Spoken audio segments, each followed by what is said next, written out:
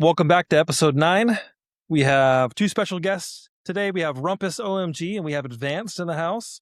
And of course, my co-host, Young Streets. So we're going to dive right into with our special guests here because we have the creator of the song, Gimme the Goop. And then we also got Adv4nCeD, who was the creator of the video that accompanied the song. So getting both people together is going to be awesome to kind of go through and look and see what we've already got posted up so far, and then maybe get some, future plans from Rumpus in advance. So here's the actual song that we have, the actual music video, sorry. When it wants to play.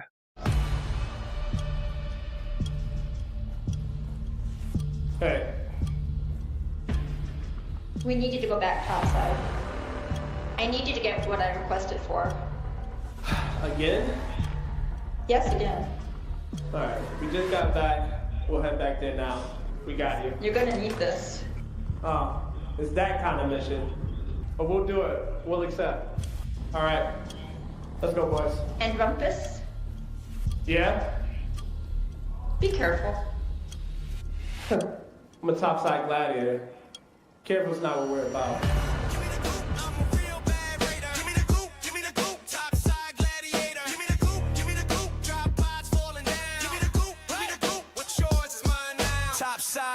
Don't give you nothing for free, so for the bread and butter, I leave squads and debris. Word to mother, I'm dangerous, stranger than a dust devil. When I fire up the cannon, someone's meeting the metal. When I roll up and take every ounce of loot, I want the goop, all of it. Give up the loot. Give me the goop, give me the goop. I'm a real bad raider. Give me the goop, give me the goop. Topside gladiator. Give me the goop, give me the goop. Drop pods falling down. Give me the goop, give me the goop. What's yours is mine now.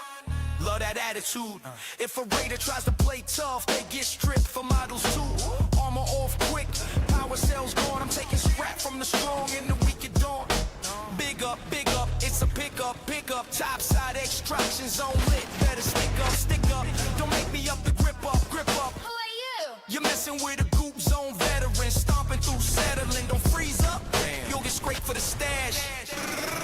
Give me the goop, give me the goop. I'm a real bad raider. Give me the goop, give me the goop. Topside gladiator. Give me the goop, give me the goop. Drop pods falling down. Give me the goop, give me the goop. What's yours is mine now. Raider, drop that or drop flat.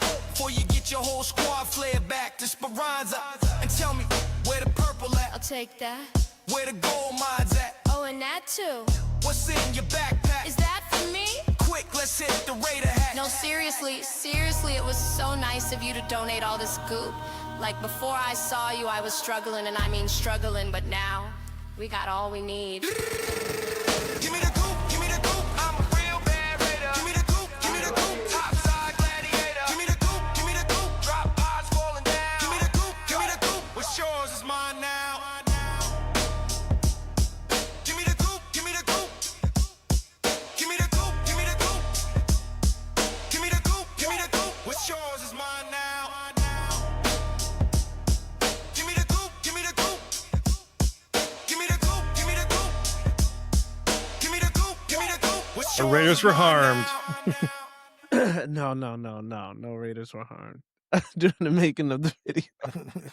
Dope ass. Dude, I just noticed actually the emote, the Streets calls it the gang sign emote. Yeah. They're doing They were in there throwing them signs. This is funny. Yeah. That's the topside gladiator hand signal. We use that, just in case you want to have your own costume and you want to have your own outfit. We would appreciate if you have the hand signal so we know you with us. Gang. Like, you know what I'm saying? Where you from? Exactly. Yeah. That's fine. Speranza, we're part of Speranza, buddy. Yeah. No. Southside Speranza. Right, Southside Speranza, yeah. Well, I remember I saw this video before, before I met you guys and before I met Adv4nCeD1, and at first I saw the song, I was like, that's pretty fire, And then the video came out. I'm like, what? They made a video on this? Man, they went full, all in on this, And then Dead Epic popped in and was talking about you guys, and he jumped in. We talked with him, so he's on the last episode. And popular demand, everyone's like, "Nah, we need Rumpus in here too, and we need Advanced." So now we're here. Yes, You guys did some good work. So Mhm. the internet, man, stuff goes far and wide. So I'm pretty sure almost everybody that plays the game has either seen the song or seen the video or heard the song. Mhm. So, but when you guys, so after you made the video, or not the video, I keep getting mixed between the two. When you made the song, Mhm. how did the video come into play? Like, did you have like a group and they're like, dude, we totally should do a video on that? So what ended up happening was when the song was it started like going trending and going viral on TikTok first. And when I noticed it going like crazy on there, I then like just put up the audio on YouTube, and then I eventually got it up on Instagram. And this is around the time that like me and Advanced had found each other, and we just ended up playing the game together. I had no idea he was a music director in real life, and he just enjoyed the song also. So we were just like chopping it up, man, and like um, it got to a point where on YouTube the song just went too crazy. So I was just like, I should like probably copyright this because this is a lot, you know. And then my Instagram started to blow up a lot, and then eventually it just got to a conversation like, yo, bro, you should put a video out. Events was like, you should put a video out for this. Um, and I think probably a week or two went by. Uh, I like kind of got everything like lined up as far as like with the song being out on all platforms, and the song did what it did, and then that's when it was like, you know what, let's go ahead and put a video together for this. So Well, we Events like had. remember we put the teaser out first. Remember, I was like, let's see Oh how the teaser does. yeah. That's right. That's right. And, That's and right. it was just a small teaser. Yeah. Just It wasn't AI even clips put anything together. crazy, man. Yeah. It wasn't. I didn't. I like the video more than the teaser, but like everybody thought the teaser was like, oh shit, like this is what like Open Speranza is gonna look like. This is, and the teaser was really well done. You know what I'm saying? But I didn't think anything of it. Because I wanted like the actual video, but when we saw the response from the teaser video, because the response from the teaser video, I think probably started to shoot up to like, I think 200,000 views, probably more than that. Like, and just like mad people are commenting on Facebook and Instagram. And then, that's when we had the conversation. That's right. I was like, we need to shoot a video for this, bro. Like ASAP, bro. This is motion. This is momentum. It had all the ingredients, man. That's awesome. And I know that the term Goop, I believe that was Burnt Peanut that came up with the term Goop. Like, so it's like everything that we do creative wise, like Ark Raiders, like the stem was like coming from like Peanut, it kind of branched out. So when you made the song like Gimme the Goop, it kind of like like people are already relatable to it. They know like, hey, if you're gonna get some good stuff off somebody, that's the Goop, man. Yeah. Like, I think even now, even some of the videos I saw with like cops, where they're like searching cars and stuff, like, is there any Goop in here? No. that popped up on a video. Someone said that like on one of the videos. I'm like, dude, it's stretched farther than the game, Yeah, no, that's actually really good to see, man. Or I caught these 3 guys gooping this house over here, But it's awesome that you included that, because that's relatable to everybody. Everybody knows the Goop, what's that, Streets? Actually, Fitzy wanted to ask, did you see a massive increase after the Burnt Peanut played it on his stream? Did that go crazy for you after that? Or I didn't. Nobody showed me a clip of him like playing it on the stream. Like I think so when it was on TikTok, it started to go like, it was like I just remember going to bed that night, waking up, and then I just remember a lot of people just tagging at Burnt Peanut. It was like, oh, you should check this song out. You should check this song out. He ended up liking the video, but I feel like not that the streamer space is weird. It's just like when you start to get to a certain level, you kind of got to watch what you probably attach yourself to. You know what I'm saying? And, not saying that's how he felt, but I feel like, just like, let me be careful about, because I don't know if I'm promoting person. I don't know this person. I don't have a rapport with them. So it'll be, so I think everybody's like just probably really mindful of like what they attach to their brand. If you, just take a look at what he's doing now. He's playing multiple different games. So he probably didn't want to be even boxed in, in that way. So I don't even know if he played it on the stream, but if he did, it was kudos. I think where I saw the increase as far as like, people like listening to the song was when it was just the Ark Raiders community itself. It wasn't even like a big streamer. No big streamers was like getting behind it. It was like literally people who just really enjoyed the game and that, really started to get into it. And that happened after Christmas. Cause I don't know if everybody remembers, like after Christmas, there was a big spike in like the player base from, when the game first dropped. After Christmas, a lot of people had more access to the game. So, and then it started trending even more. And then that's when the song saw like a huge increase. All right. Yeah, I remember playing the song actually on one of my streams one time because I was like, this is a banger, I was talking about it a little bit. And then now you guys got the video, so you have Advanced involved with like you said, with the directing and making the visuals.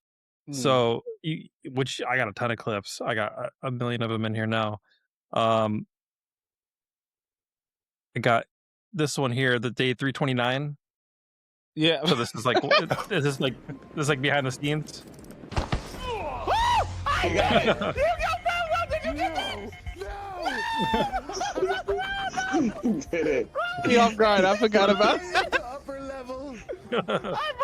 It's crazy, bro. I know how to do it now. I know how to do it now. Let's go do it again. Get it again. One more time. So this is a whole day of trying to shoot that first intro scene that's 5 seconds long. Yeah. I got the footage. Get it. I got the How many times did we get shot too, trying to shoot stuff? Man, Because I was about to ask y'all, was there any times where like people asked y'all about stuff like what y'all was doing and they still shot y'all? oh hell yeah. So like it was this one scene I remember specifically that was just funny to me. We were about to go do the scene where I jumped from the tower again. And it was this like massive fight that was like happening. He got all of this, yeah. Yeah, yeah. Where you at, teammate? Where you at, brother? Yeah, someone got flared. Yeah, I'm gonna clean up, brother. Regardless if we shooting or not, we going home. We going home. we gotta get the footage home. That was the thing. We gotta get the footage home. But it was this one scene. We was on Spaceport, and we were running to Launch Tower. I think we kind of perfected it. We were just going to do some like more shots, and it's like this massive fight going on, like at Launch Tower up the hill, and Advance is like, oh, dude, I want to catch this. He's like, yo, you guys mind if I catch the fight? And like, they're just shooting at each other. So as he's asking them this guy goes down and he flares. He's like, all right, hey, I'm going to get some of this. And I was like, should I res him? And the guy's like, yeah, you should res me. Advance goes, no, don't res him. This is good. This is good. Crawl. Now crawl. This is good. Yeah, this is good footage. Great shot. This is a great shot. And like, yo, no bullshit. And he's like creeping up to him, like crouched and walking closer to him. He's like, nah, this is good, bro. This is good. I was like, and the guy, I was like, he's like, all right, you can res him now. Before I could get there, the guy just drops. And so, and I go to loot the body. And I'm like, Advance, here, take these guns because, like, I don't know what this situation is going to turn into. He said, no, I'm a cameraman.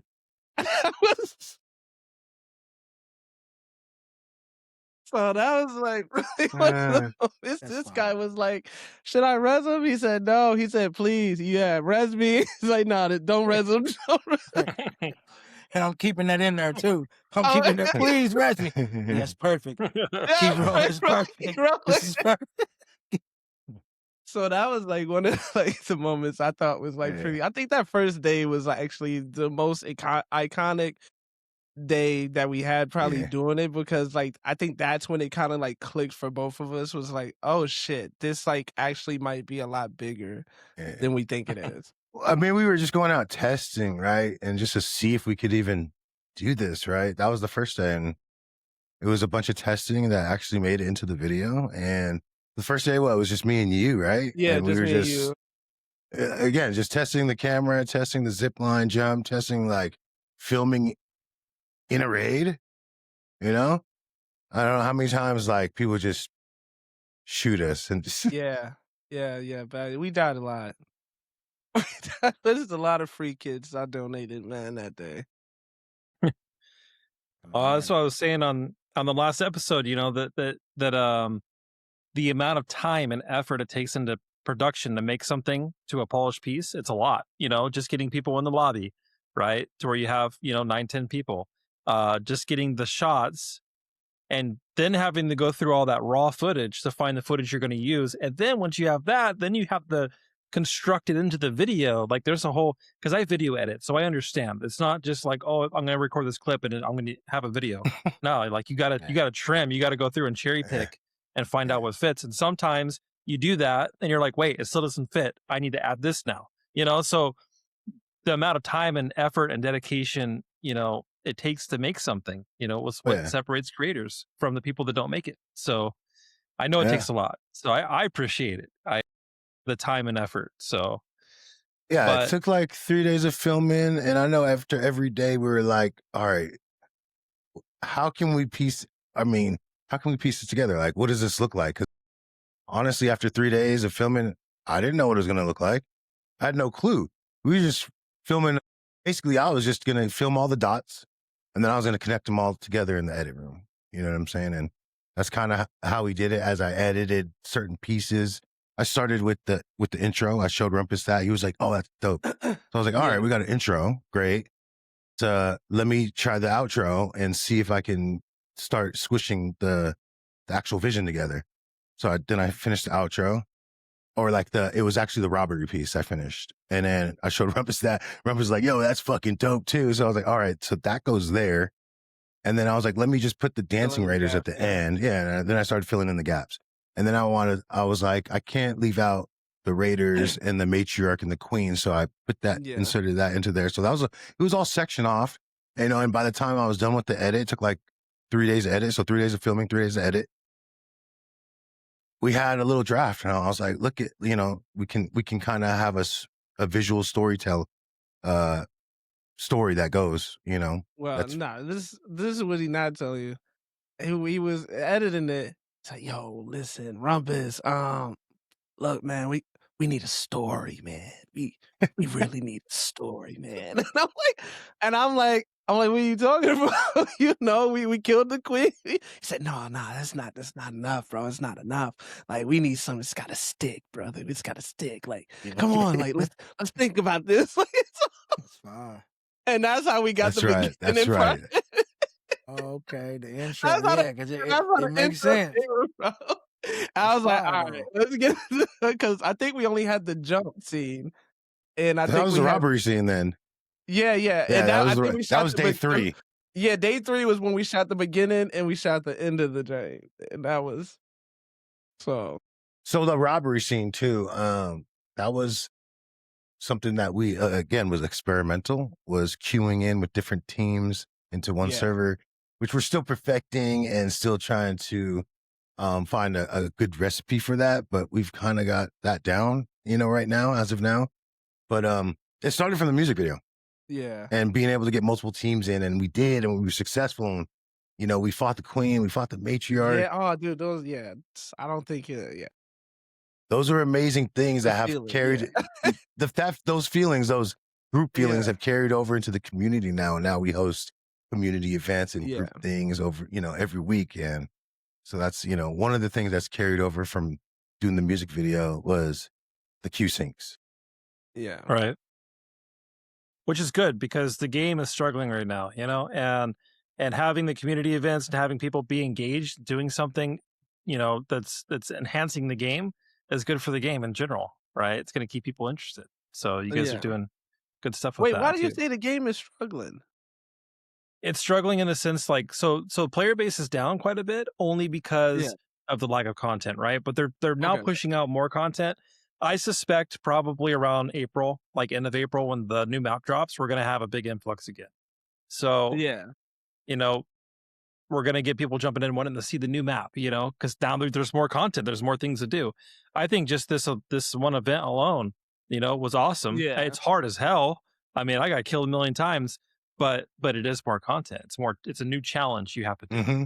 But I love the new one, the new closed scrutiny. Yeah. But they're going to do it. And then they're going to be back in the same boat, right? So they need to pump it out a little bit quicker, which is tough to do as a developer, Yeah. Wait, how long have you been playing Ark Raiders? Dude, like I think around December. Okay. I was so interesting, like when I hear people talk about it, is I don't know if people I think people forget that Embark was a 40-person company that that created this game, and you're talking about 40 developers that created this amazing game that just happened to just take off. So in the beginning, it's 40 versus what? It was 400,000 people, 40 people versus 400,000. And if you put that in a simulation, there, it's so that's why I think I always encourage people keep that in mind, because also they're still growing themselves, and it's two ways to look at it. It's either I think it's, I mean, in my opinion, I think the player base is right where it needs to be, because if it keeps growing any faster, they're not going to be able to keep up with us. So these slow periods I feel like are very needed, because now I was telling somebody this is the most polished update, and I've been playing since Tech Test 2. This is the most polished update I think I've ever seen them drop. And that's from the Tech Test 2 to now. It's okay, now I'm understanding okay, in these slow periods is a time where you don't have a lot of players, you can iron out the inventory management. That inventory thing, that was a beautiful touch. The now you can see the items that they break down into. Let me tell you, the new wave of players that are coming in, you guys are spoiled, okay? Right. Day one players, we had to break it down and then figure out what we were going to turn. It's okay, this breaks down into Y. Bro, this breaks down into this. All these new players, you guys are spoiled. You guys are fighting post nerf shredders. These shredders are weak. Those shredders that we fighting now, they didn't grow up in the slums of Stellamontes. Them are suburban shredders right there. They're they're those. Some of these babies don't even know about people glitching through walls and doors. The trials we had to go through, man. What? No, I remember we had ceiling campers in Salamantes for a while. Man. We had that. And we had people glitching out of the map on Blue Gate. Man. Actually, honestly, I think it was before December, wasn't it, Streets? Wasn't I playing around October?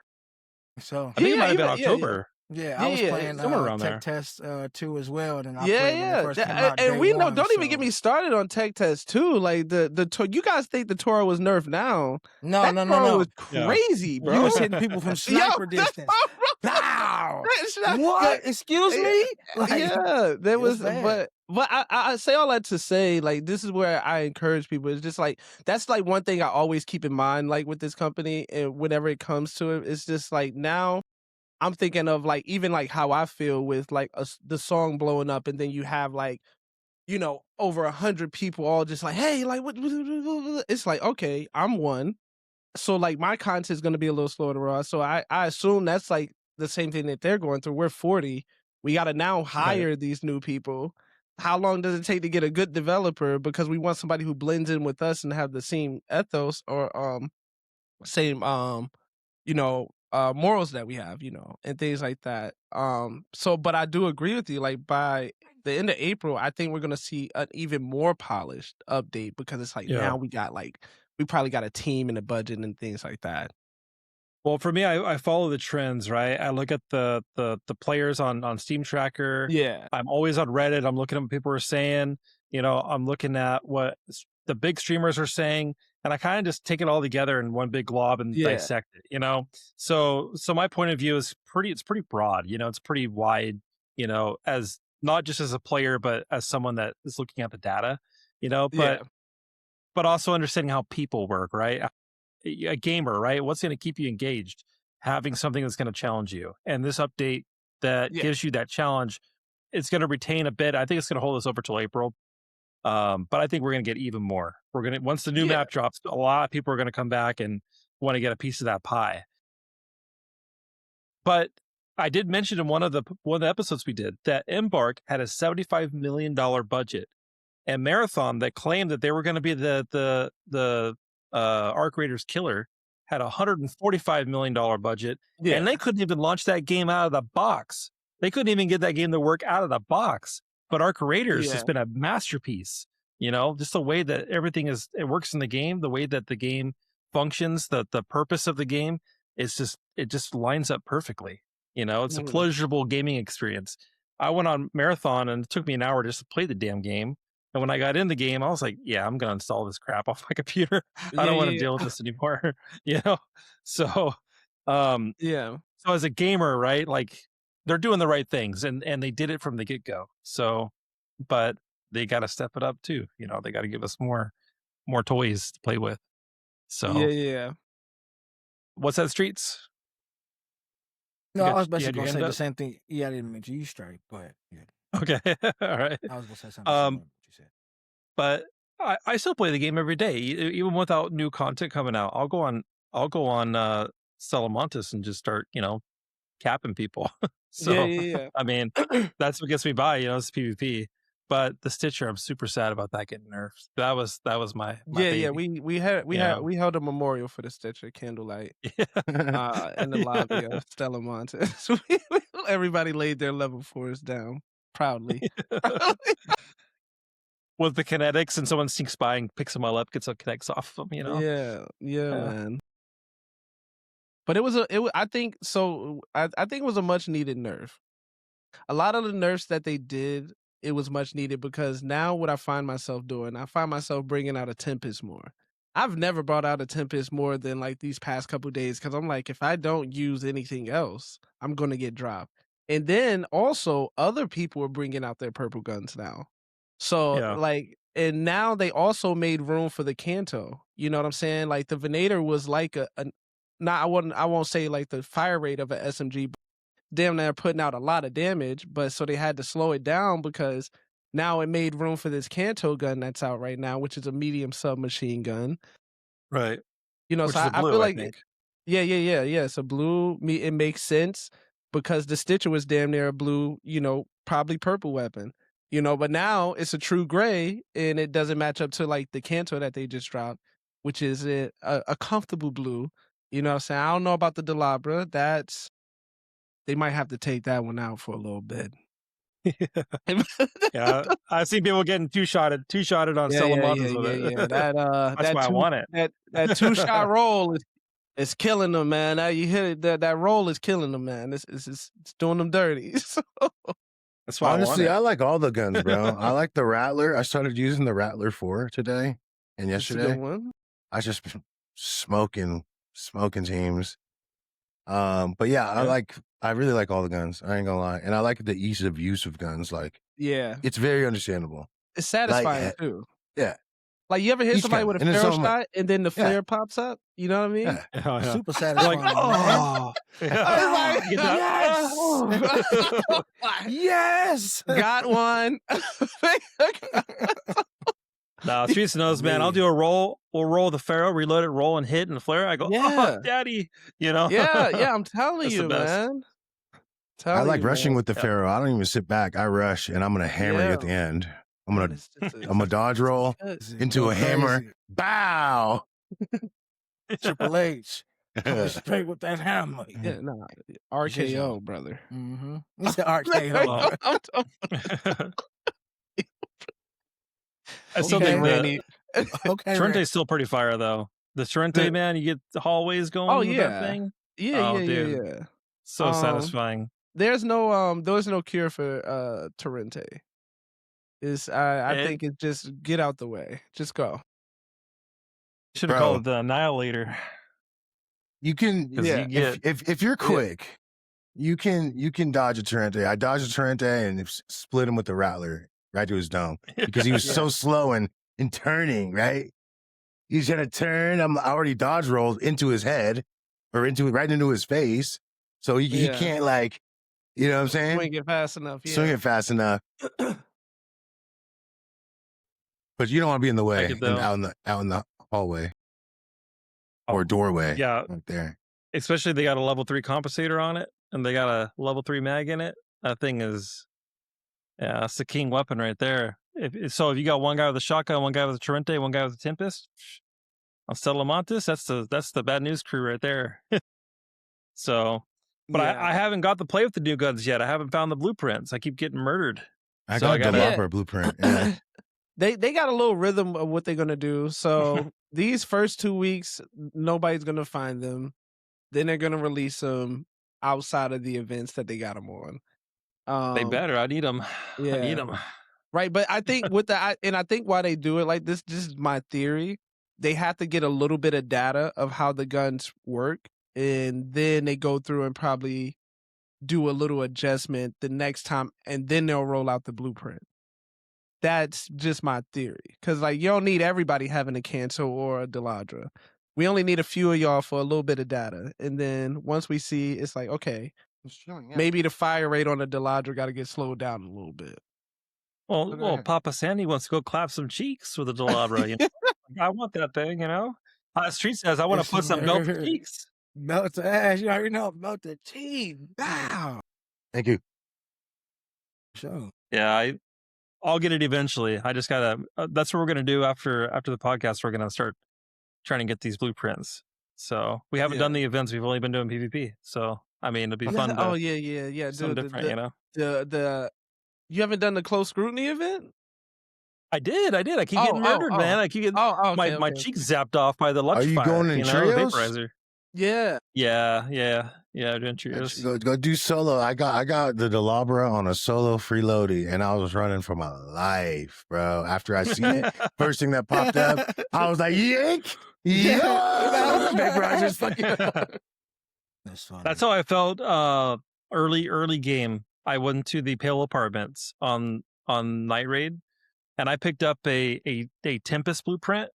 I got the level 3 light mag attachment. I got the extended attachment, extended barrel, and then I got the shotgun suppressor all in one go. Like and that's BPs? Yeah, and it was shit. It was hard to find all those individually, and I found them all 4 in one go. And I put that post on Reddit. It got 500,000 views. They're like, no way, this is fake. I'm like, no, I swear. I didn't record it at the time. I wasn't streaming. I was just playing the game. And man, I was at the extract with like 6 different dudes. And the whole time I'm like, fuck. And they're like, did you get anything good? I'm like, nah, man, I got a couple, rubbers and like some metal fragments. This sucks. Yeah, damn it, trying to play it off. And then I got out. I was like, sigh of relief, dude.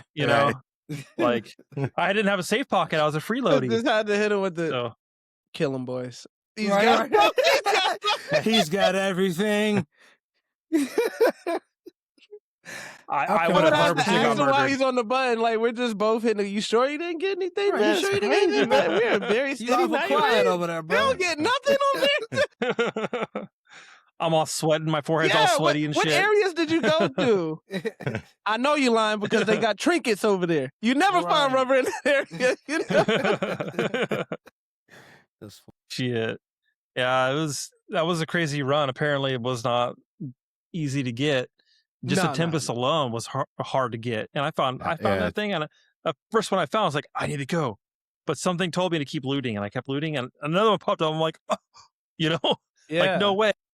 Yeah, It's the that's crazy. dopamine hits, man. It's the dopamine hits. Listen, we got this thing in TSG where we're letting everybody know that everybody who plays Ark Raiders, and this for your viewers too, Streets, you all have an underlying gambling issue, and you should probably seek help.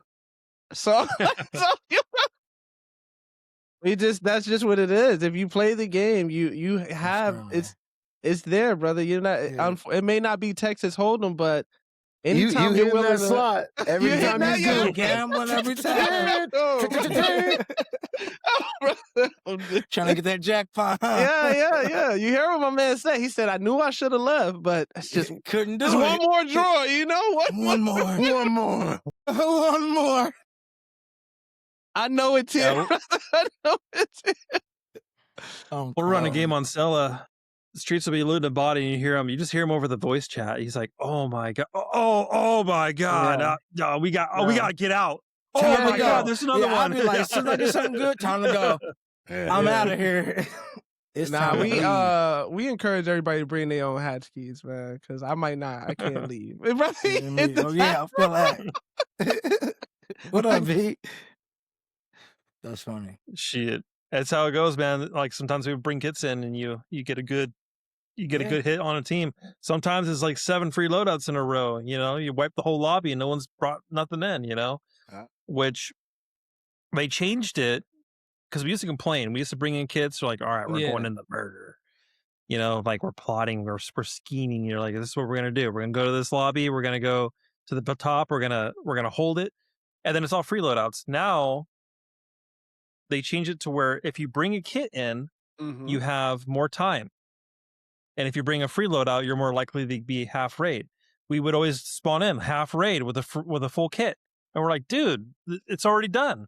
So what are we gonna do now? We're gonna scoop up the guys that are getting all the scraps and get their scraps. They might have something good. Yeah, definitely scavenged and got scraps and came out with a whole bunch of goop. Like, oh shit, yeah, that was the best raid I ever. Didn't have to fire a bullet. Let me tell you something, brother. Yeah. When it really comes down to it, it's a lot of safe pockets to check out.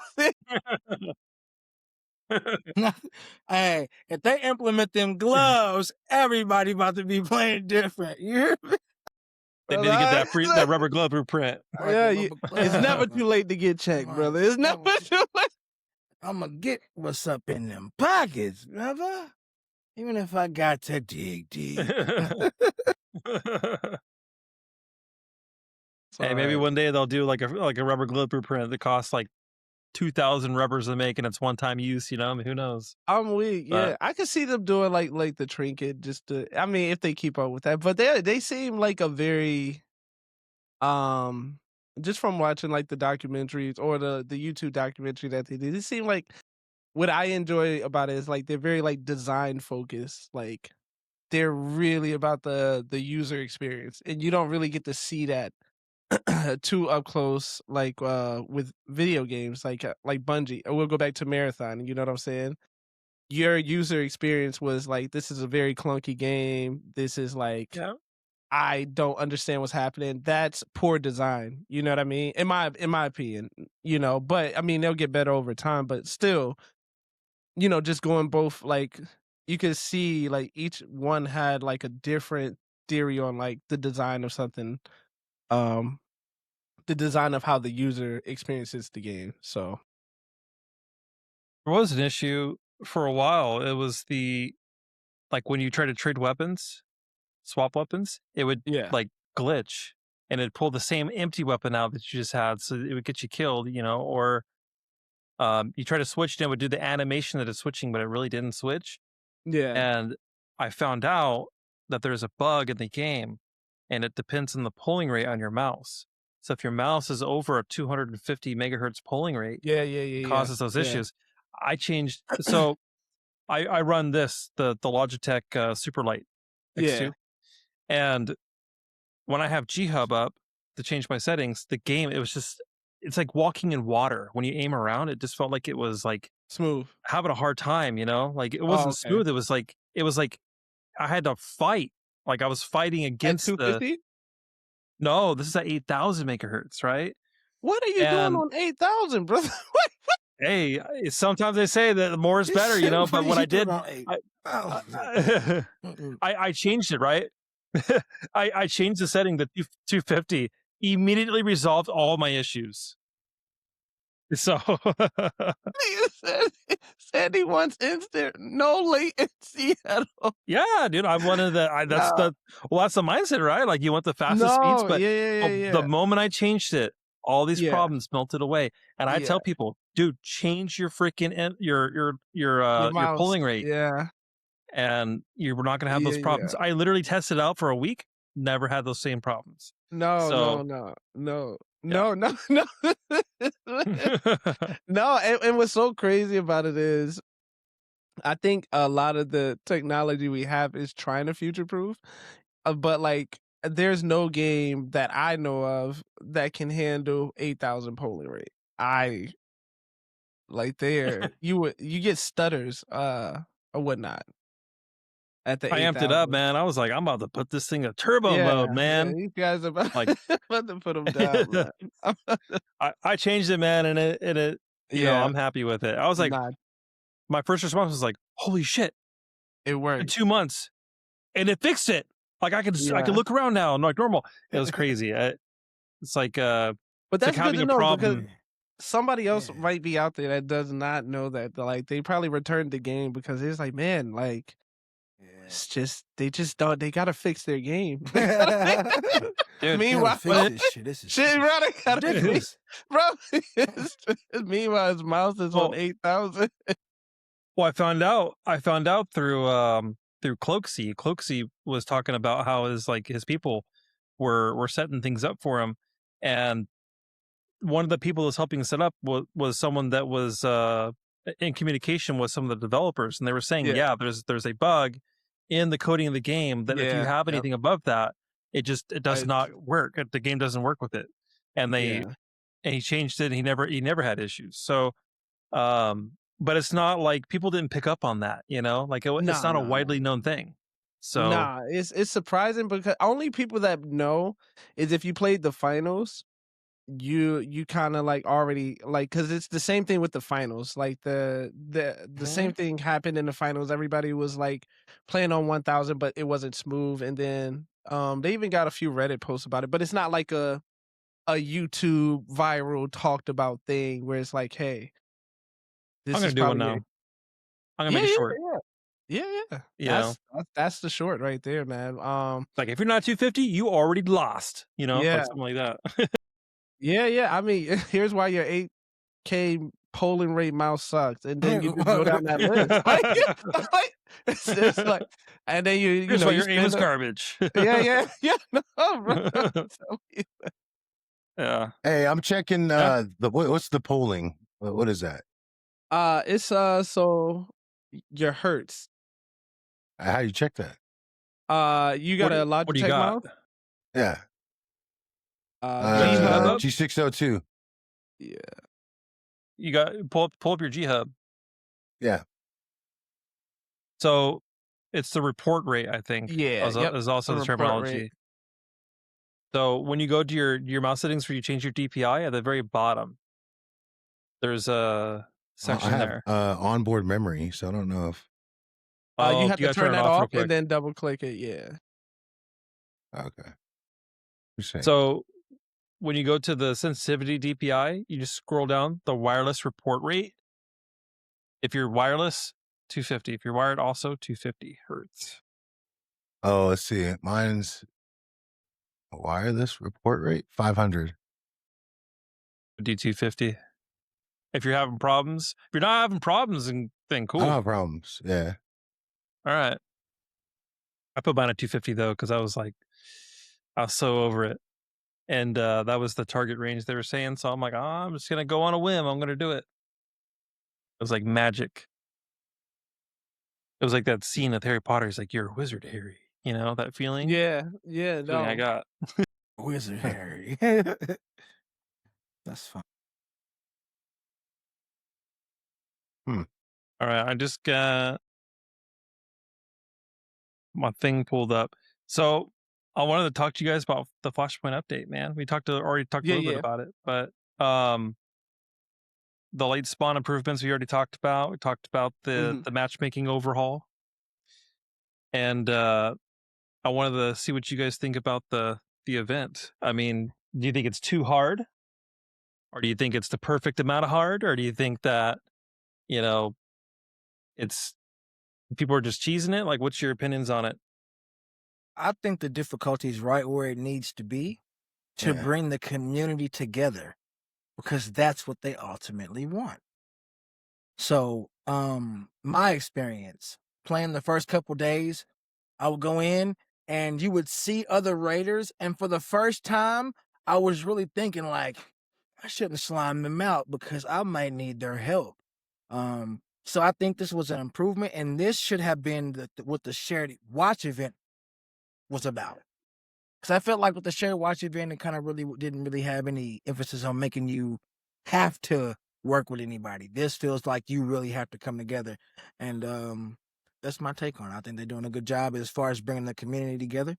And now that they've done that, hopefully they give us something on the PvP side so that we could be happy as well. What are your thoughts, Rumpus and Advance? Yeah, I mean, for me, I thought close scrutiny was for PvP. We go in there sliming, because we can already do this stuff by ourselves. But it also took a couple days. The difficulty level was there for me, but now I just go in freeloady, grab the stuff, get out, and it's pretty easy for me right now, just because I've done it so many times. Whether it's with the team or solo. And we kind of have a strategy as solos. We bring in some lures, bring in some smokes, bring in a zip line, and then take the aggro from the vaporizers. And then you can just go in there, smoke yourself out, breach the stuff, take the stuff, and hit the zip line out. And for solos, for freeloading, for me, it's a little easier. I just go in there and make sure it's close to a structure.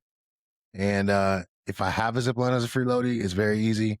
If I don't, I feel like if you don't have a zipline, it's super hard because you're running. On the zipline, you could detach and jump and attach again, right? To pick up speed. So I'd be doing that, right? And so that's my strategy. That's what I think about the new event. But I love it. It's like a perfect level of difficulty. You could do it with a trio, but you could get a lot more if you work with other raiders and trios. Yeah, I believe. I think this was probably my favorite update. I think this was like the one update where you have to utilize everything. Like there was a long time where nobody was really using the photoelectronic cloak. Now you have to use that if you want to. It's part of or it's going to be more difficult. You have to be more resourceful. You have to make sure you bring smokes. I mean, I don't remember the last time I ever stacked 6 lure grenades, and I'm like, but with this event, I'm crafting these motherfucking lure grenades. You know what I'm saying? I'm crafting the big smokes and things like that. So I think and I think this is where it goes back for me, where it comes to the design of let's make everything useful, and let's make them now you can't bring in a cheap loadout, or you can, but you're it depends on how difficult you want this to be. You know what I'm saying? So, but if you want it to be a lot easier, you got to be resourceful about what you're bringing in, and you got to make sure you have a nice loadout, going into that game mode. And I think it also answered the question for a lot of players, where they were like, oh, we need a game mode where people actually bring in loot. With this event, I've seen a lot of people bring in, loot that is that equalizers. They're bringing in Jupiters, to make it hole crackers. You know what I'm saying? So I think that probably also answered that question of give us or make a mode where we have to bring in, high value items or whatnot. So, but it's a good update though. Solid. All right. Well, for me, it's tough. I only did it a couple times. I actually need to get another glass of this McKellen here. But yeah, it's just thinking about those vaporizers makes me want to just get hammered. Yeah. But but yeah, for me, like I'm figuring it out. Advanced, he's got his technique. I think I'm gonna try that out. Get some zip lines in there. Have like a little zip line jungle gym escape route. But I just need to get those blueprints. I need them for reasons. To create more chaos in Stellamontis. Yeah, exactly. Yeah.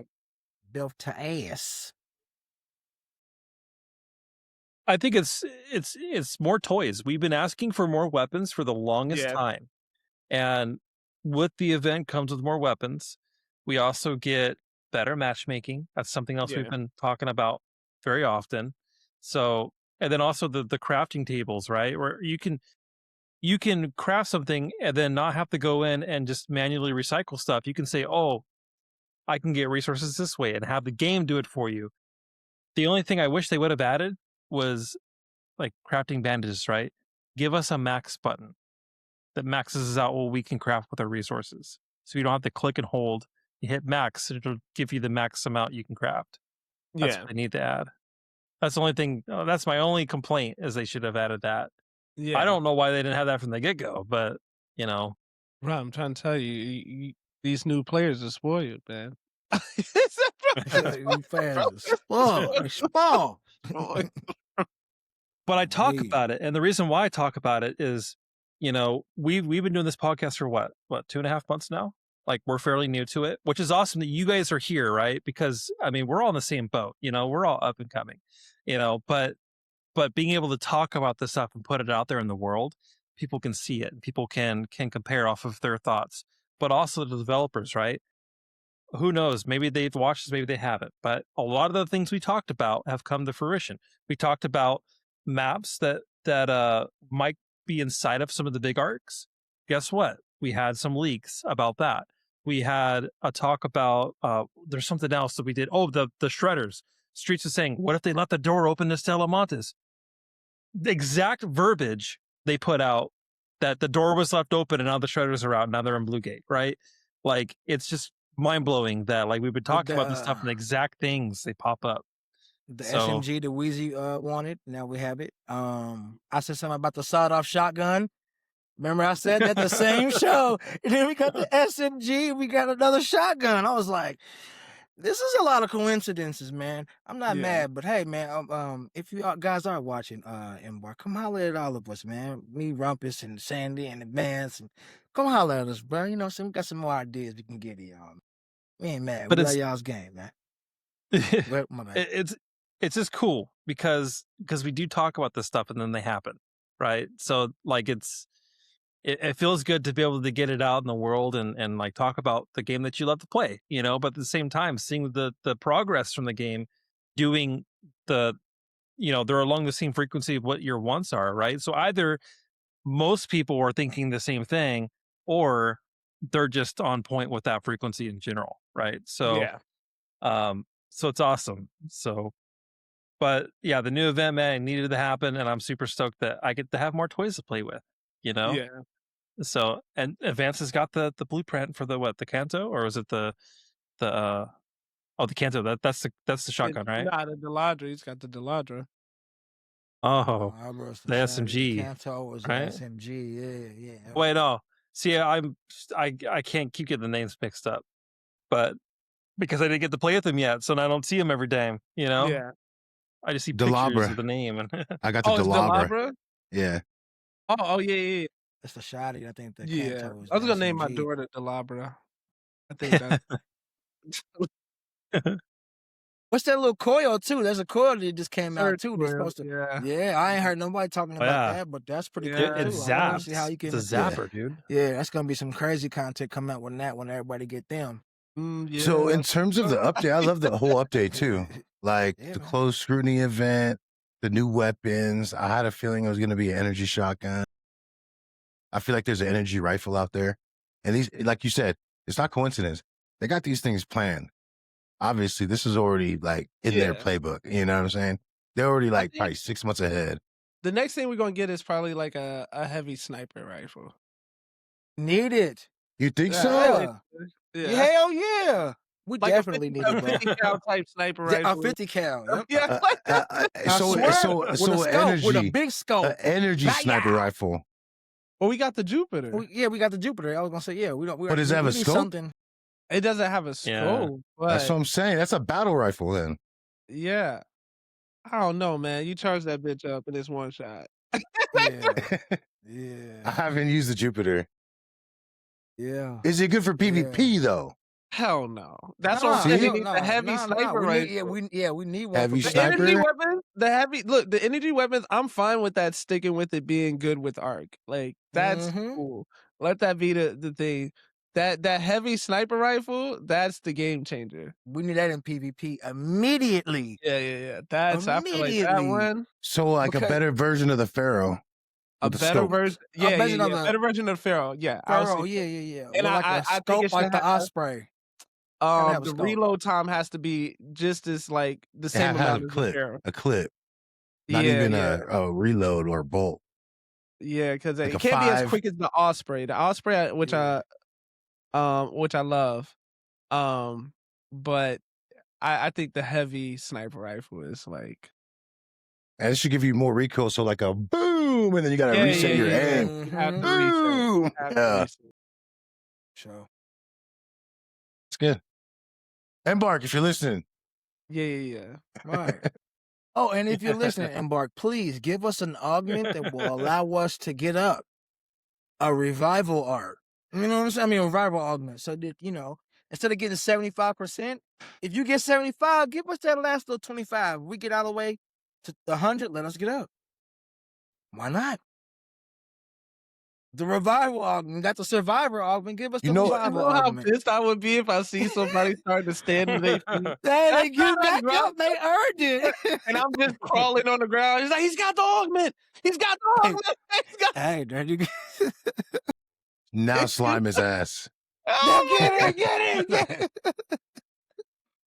We need that, man. Get up, Go back into the fight, maybe. All right, here's the fair one, which I thought they were gonna do. I think a augment that self-destructs. I thought that was fair. Like a booby trap A one? martyrdom. Yeah, I thought yeah. that was fair. Mhm. It's like it doesn't have to take all your health, but if you're gonna loot these cheeks, you're gonna Yeah. get some blowback, brother. yeah. Oh, I'm crying, bro. Oh, Get some man. It should give blowback, you a little real more, quick. a little more than a free loadout of space. Then, Yeah. Oh, yeah. Yeah. That's fair, which is valid. I'm down because Yeah, you got explosives in there. because you're You you're got- booby you trapped. got- yo, bro. That's fair. I'll take that. But it's gonna be satisfying going back to Speranza, knowing he died getting that. You don't need none of that. I'm be crawling in the open. Yeah, Please come right, get please, my yeah, body. Come get it. I got the Delabra. I got Right. the I got blueprints. I might even down Oh, myself yeah. for the entertainment. Oh, yeah. Right, just to see. As Go ahead, soon as get it. I I see dare him you. winding up with the fist, I'm like, I dare you. it's right here, please, right there, brother. Ah, thank you so much. Listen, So that'll be my Well, update.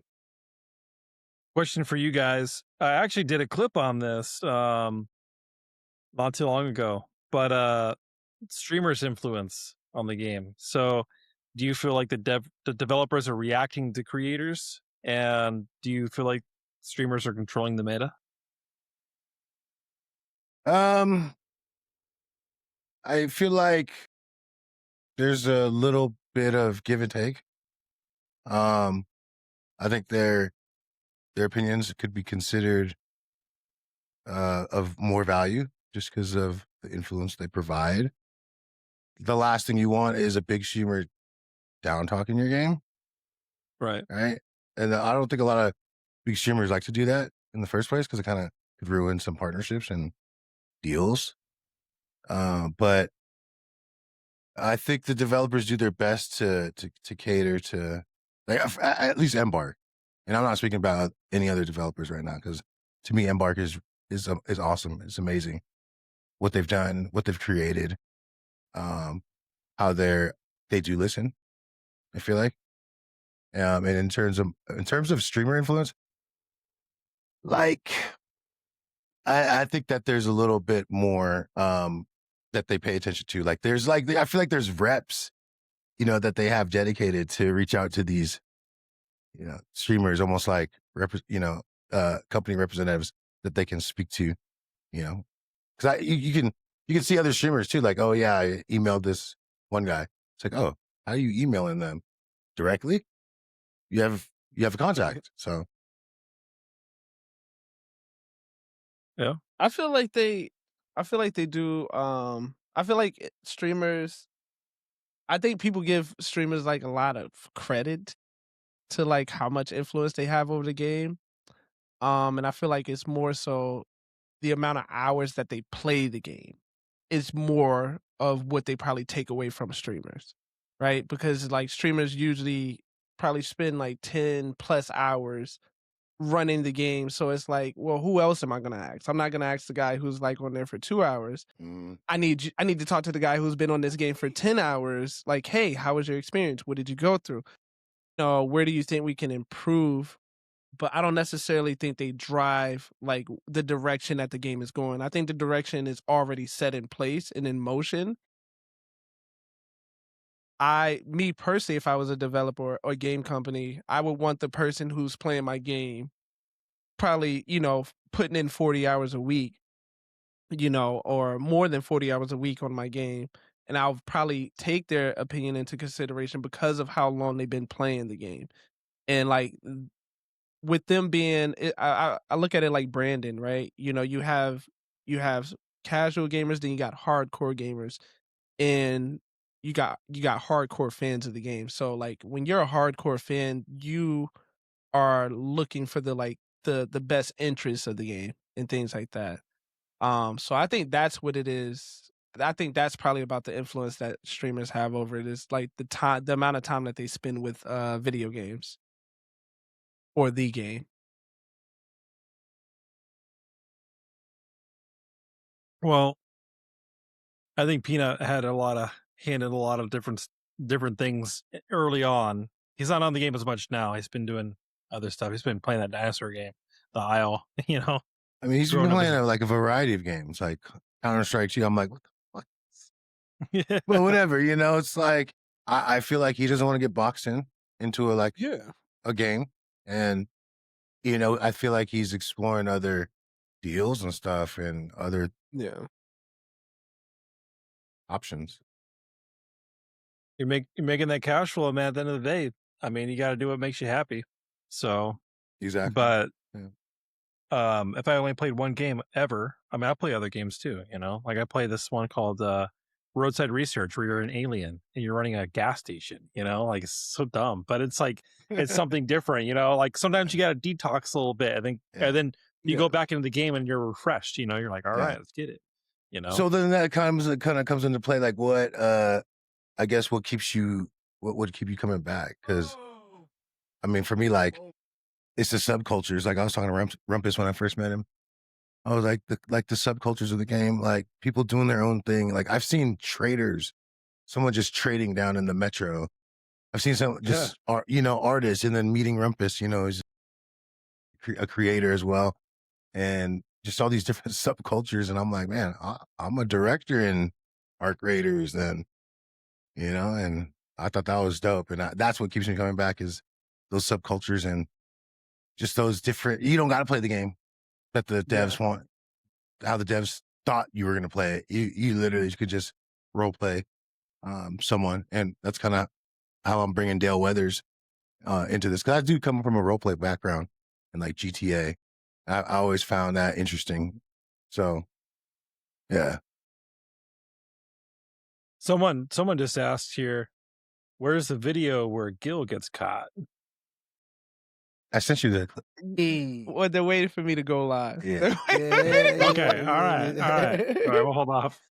Yeah, they said, Someone where just it's at? popped in. Where the video at? No, they're waiting for me to go live because I told them we'll do it at 7:30. But we're good. We're good. We're good. Well, let's. Can I ask a question? Go, my bad. Go ahead, let me ask. What you gonna say? Oh no, go ahead. Ask the question. I was gonna say just after show the video. One of the one of the bounty videos that we had on. I got them on here. Yeah. I was gonna Okay, ask, good. man. Like, how did that all come about, man? Like, You got to play the first bounty video. okay, yeah, let's get into it. Or whatever All right. bounty video you have, you play it. I got you. Here, I got two. I got this one. Okay. What's it called? What is it called? Bounty hunting begins. Okay, that's the first one, I think. Yeah. Is it that one, Rumpus? Or is it which one? Which one are you talking about? Which one are you talking about? The one. Like, wait, are you asking like how did it come about where we got into this with Gil? Yeah. Okay. Well, talk about the beef, bro. Talk about who fucking Gil is. Yeah. Let's get into that shit, bro. It's new shit, bro. Talk about that shit. Yeah, you feel me? So it started with this kid. He was playing the game. He got killed by this girl named Supid Mayo, who made him bark and do a 360. And she said she was gonna res him. She never resed him, so he became a rat. And he was expressing this story to me. He was like, "Yeah, I'm a rat for life until I find her." So I was like, "Well, how about I put up a post and I'll just make a bounty for her, showing this clip of your story." And what was interesting from that bounty came Gil's bounty. And I saw like the clip of him like murdering, like pretending to be friendly, and he like shot these people in the back. It was like no friendly. And I made a bounty video about him. I put it up on Instagram and tagged him and then invited him to collab. And then I just woke up and he accepted the invitation. And he was like, I just remember somebody like hitting me up and it was like, "Yo, you're on Gilbert Arena's stream right now. He's talking about this bounty." And so he was like, "Well, we got this bounty on us, y'all. You know what I'm saying? Let's watch." He watches the clip and what like kept it going was like he kept responding. And like he kept sending me videos. He was like, "I guess they can't get this bounty of him like just slaughtering people at the train station." And it just ended up becoming this like cool back and forth of like, me increasing the bounty because nobody's caught him yet. And we had our little exchange on Friday where Topside Gladiators and Gilbert Arenas, we all linked up to have this final showdown, but things took an unexpected turn that we're going to kind of reveal tonight and inform everybody where our status is. And just know, Gil, there's a reason I'm wearing this jersey, Gil. It's a reason we got this jersey on, Gil. Uh-oh. But anyways, it's a reason we got this jersey on, brother. But yeah, so we're gonna answer everybody's questions tonight on what's going on with the 5 million bounty. Yeah, man, because I was going scrolling, we all doom scroll, and I'm looking through and I see this video come up and it's you talking about the bounty and I'm like, hold on, what's this? And I've seen it just grow and grow and grow. Yeah, just a cool thing. And then to see him continue to answer back and forth and kind of play along with it, like, oh, now I'm not gonna be streaming. It's gonna be hard for y'all to get me, just the level of antics he was going through. Just made it that much more over the top, man. I love to see it, man. He was so serious about it. He was so serious about not streaming because we've had like conversations about it, and he was just telling me, he was like, if we're gonna do this, he was like, look, to make it fair, it's got to be solos because people stream snipe them. Which I was like, I understand. I said that's valid. I will put some rules on it, some stipulations, and that was the thing. But I think it goes back to what Advance was saying like earlier about those subcultures that are getting created. You know what I'm saying? And that's why I wanted to just say like big shout out to Gilbert Arenas because he didn't have to respond to any of us. He didn't have to like, entertain it or even have fun with it, which it's cool to see it happen because it just shows you that why we all enjoy gaming. It puts everybody on a level playing field. Nobody's like, I'm better than this guy because I'm famous. It's like, it doesn't matter on Topside. I don't give a care. I don't care if you can dunk a ball or you can shoot a 3. We still gonna get that ass. Yeah, we're still gonna get Like, doesn't matter to me, you know what I mean? It doesn't matter that you score 60 points in one game. That doesn't matter to me. You know what matters? That matters to me. No, man. I want the loot. And I think that's the beauty of it, though, man. I think that's why we keep coming back. And, you know, it's that feeling like if I say this, I'm pretty sure everybody's going to relate. Imagine the first time you met a cool-ass raider and you guys went through hell on the map. And then you finally get back to Speranza and you like instantly have like a raider bond with each other. Like you're almost like brothers now. You're like, damn, dog. I didn't think we was gonna make it out of there.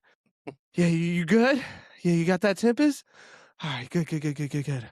Shit, bro, you want to run it back? Yeah, man. You know, you just have that bond, and you don't get that with a lot of games. You don't get that with Call of Duty unless like it's a tournament type situation. Like that tension, you know, is just it just really makes you feel like, all right, I've known this. I feel like I've known Advance for like years. Like we've been through so many, we've been through multiple queens, matriarchs together. We done fought leapers and bastions, and like, we like that music video that went viral. Niggas changed the world.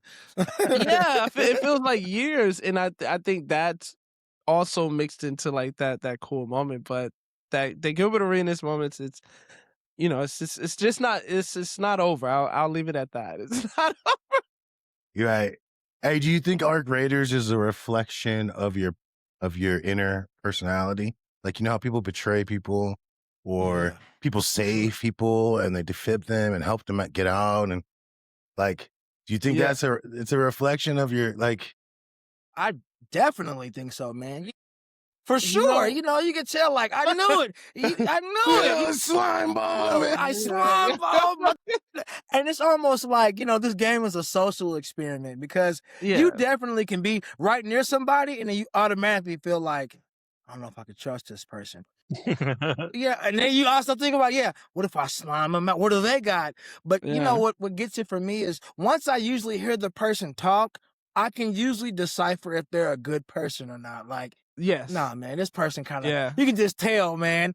Other people, it's a certain vibration in their voice. They shaking, they holding their gun on nerve. They nervous. They nervous. So you can they just don't hear put the gun away. They don't put the gun away. They don't put their gun away. You be like, hey, put your gun away. They don't want to. They kind of moving around. They ain't got no you. mic. They just sitting there like, they just trying to see what's on your back. Right. You feel me?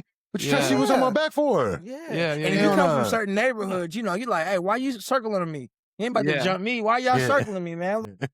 You know, just the vibes people put off, man. But I definitely feel like it's a reflection of people because they get to be who they really want to be, you know, with no consequences. Like if I want to just slime them out and be like, what, you know, even drop, you know, the hard ER, which I've had a lot of lobbies where they do that. You know, they can get away with it, you know. But I just feel like, you're in the 90s music. You're in the 90s music. You know what time it is, man. That's hilarious, man. What about you, Sandy? I found that video, by the way. This one, I think. For some reason, it wasn't working. I don't know why. It's like broken. Like it works, and then it doesn't want to work. Which one is it? Bounty hunting begins, I think. We're looking for the trace. Here it is. That works. Where the fuck is he? Agent Zero. Oh yeah. You're the trail. You look like a man who knows something. No idea who you're talking about. You look like a man that knows something. Talk tired. I have nothing to tell you, man. I ain't here to guess. I'm here because you already know. I don't know who you're talking about. I don't know where he is. I smell bullshit. Yo, that's the timing was just over. Yep. Oh yeah. Never get information out of him. I don't know where it is, but you never get this information. I swear I'm telling you the truth. The train station conductor, Agent Zero. Where is he? I'll never give up his location. I swear on my mom. Bobby May, where was it? I think it might have been Stella, but I'm not too sure. And he might not have even been here. Fuck, I don't know. Okay, sir, I'm telling you the truth. Just let me leave. Leave me my life. Please. Wrong answer.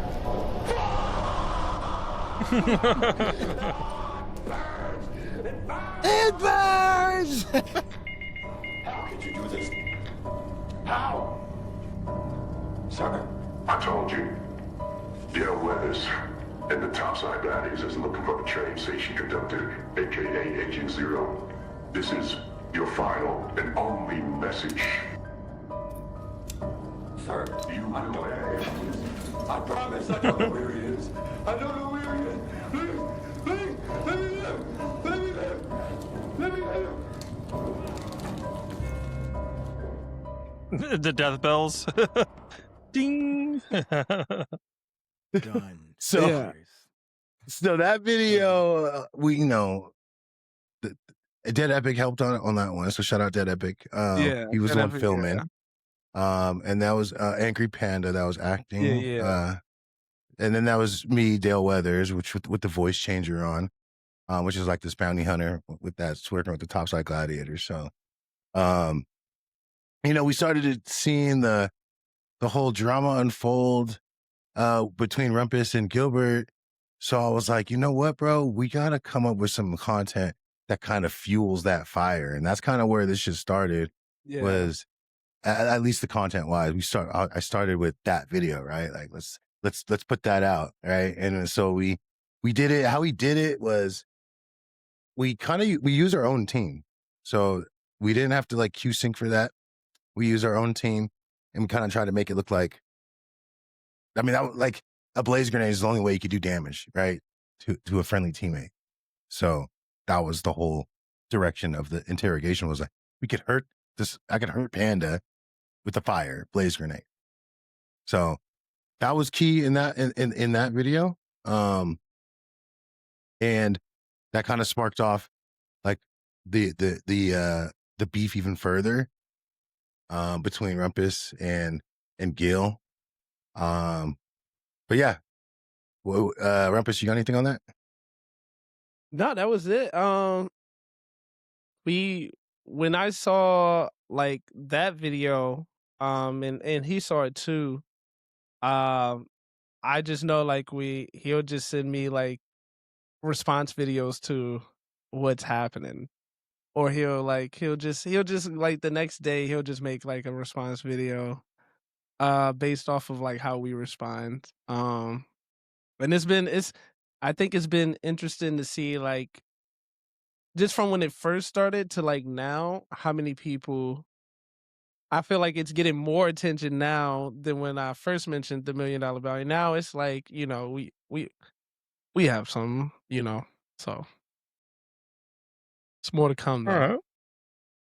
Yeah, I got man, this feel other like one this has too. been, the biggest thing since the big faction war, with all Right. the streamers. This has been the biggest thing since then, man. So Yeah.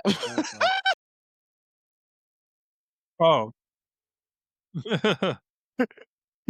Yeah. Dead or alive. I'm screaming, bro. All right. No. Just had to throw that up there real quick. There's this other one too that maybe I can get this one to work. Here it goes. I got there as fast as I could. Dale Weathers here. Pleasure to be of service. I'm glad Rumpus said he might wait. You can call me Jennifer. Let's get to it. I don't want to waste any more time. Good. I don't waste bullets. Just so you know. This war's not a waste. I promise. Money standard. Names are what counts. Stella Maltis. Train station extract. Yeah, I've heard things about that place.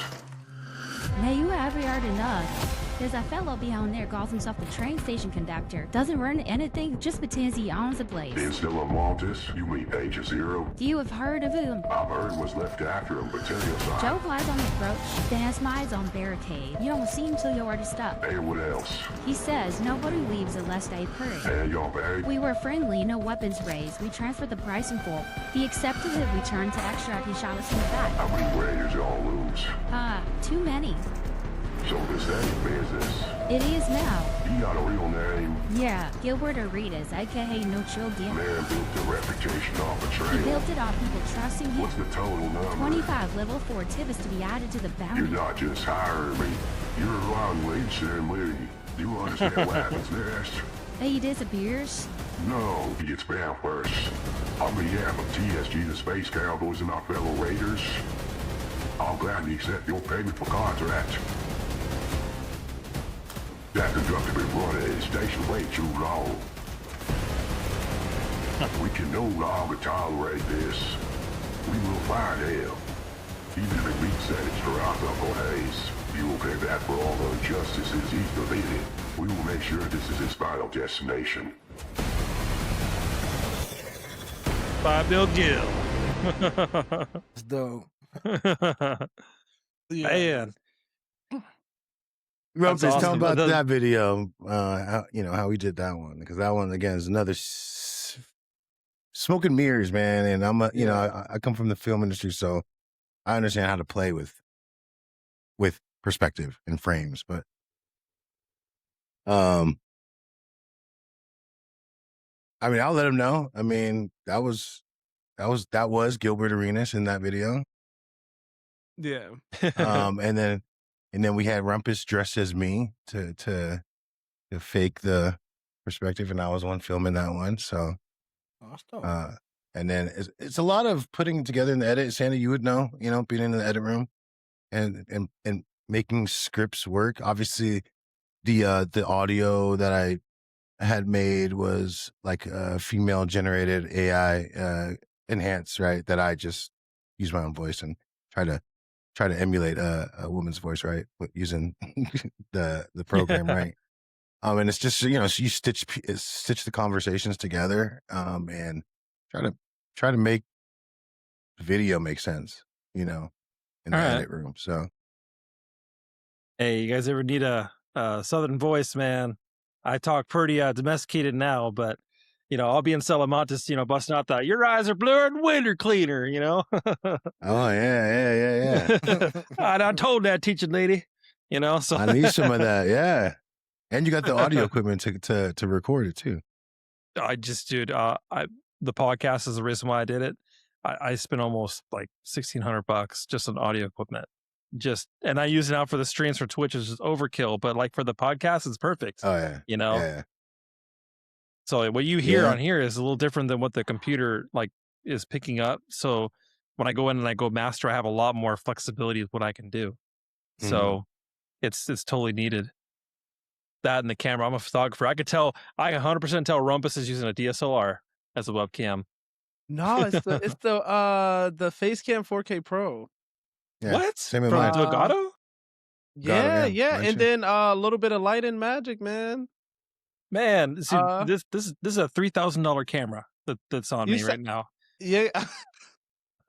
And your quality is right there, It's the lighting. So I got what I've learned is the softbox. Like if you need like I got like a octagon softbox, just a very big one. So it's like sits right here. Then I got an off camera light like right here that kind of bounces off the wall. I do need to separate myself from the background more. Then that's where the lights will come in, like around that area and maybe behind the chair. But yeah, it's this octagon is probably like especially like for your setup. You're like I had the Elgato like face lights, but they just didn't. I was wondering why I wasn't getting that punch.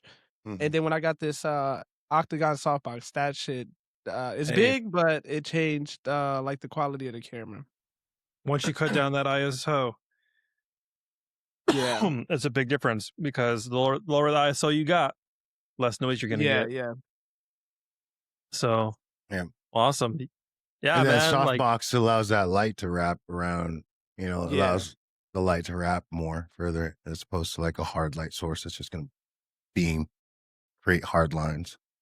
So. I'm just lucky, because if I didn't do photography, I definitely would not be putting the money on a camera, but I just use them for both when I'm not doing gigs. And then I have my studio lights, because I have a portable studio for corporate headshots.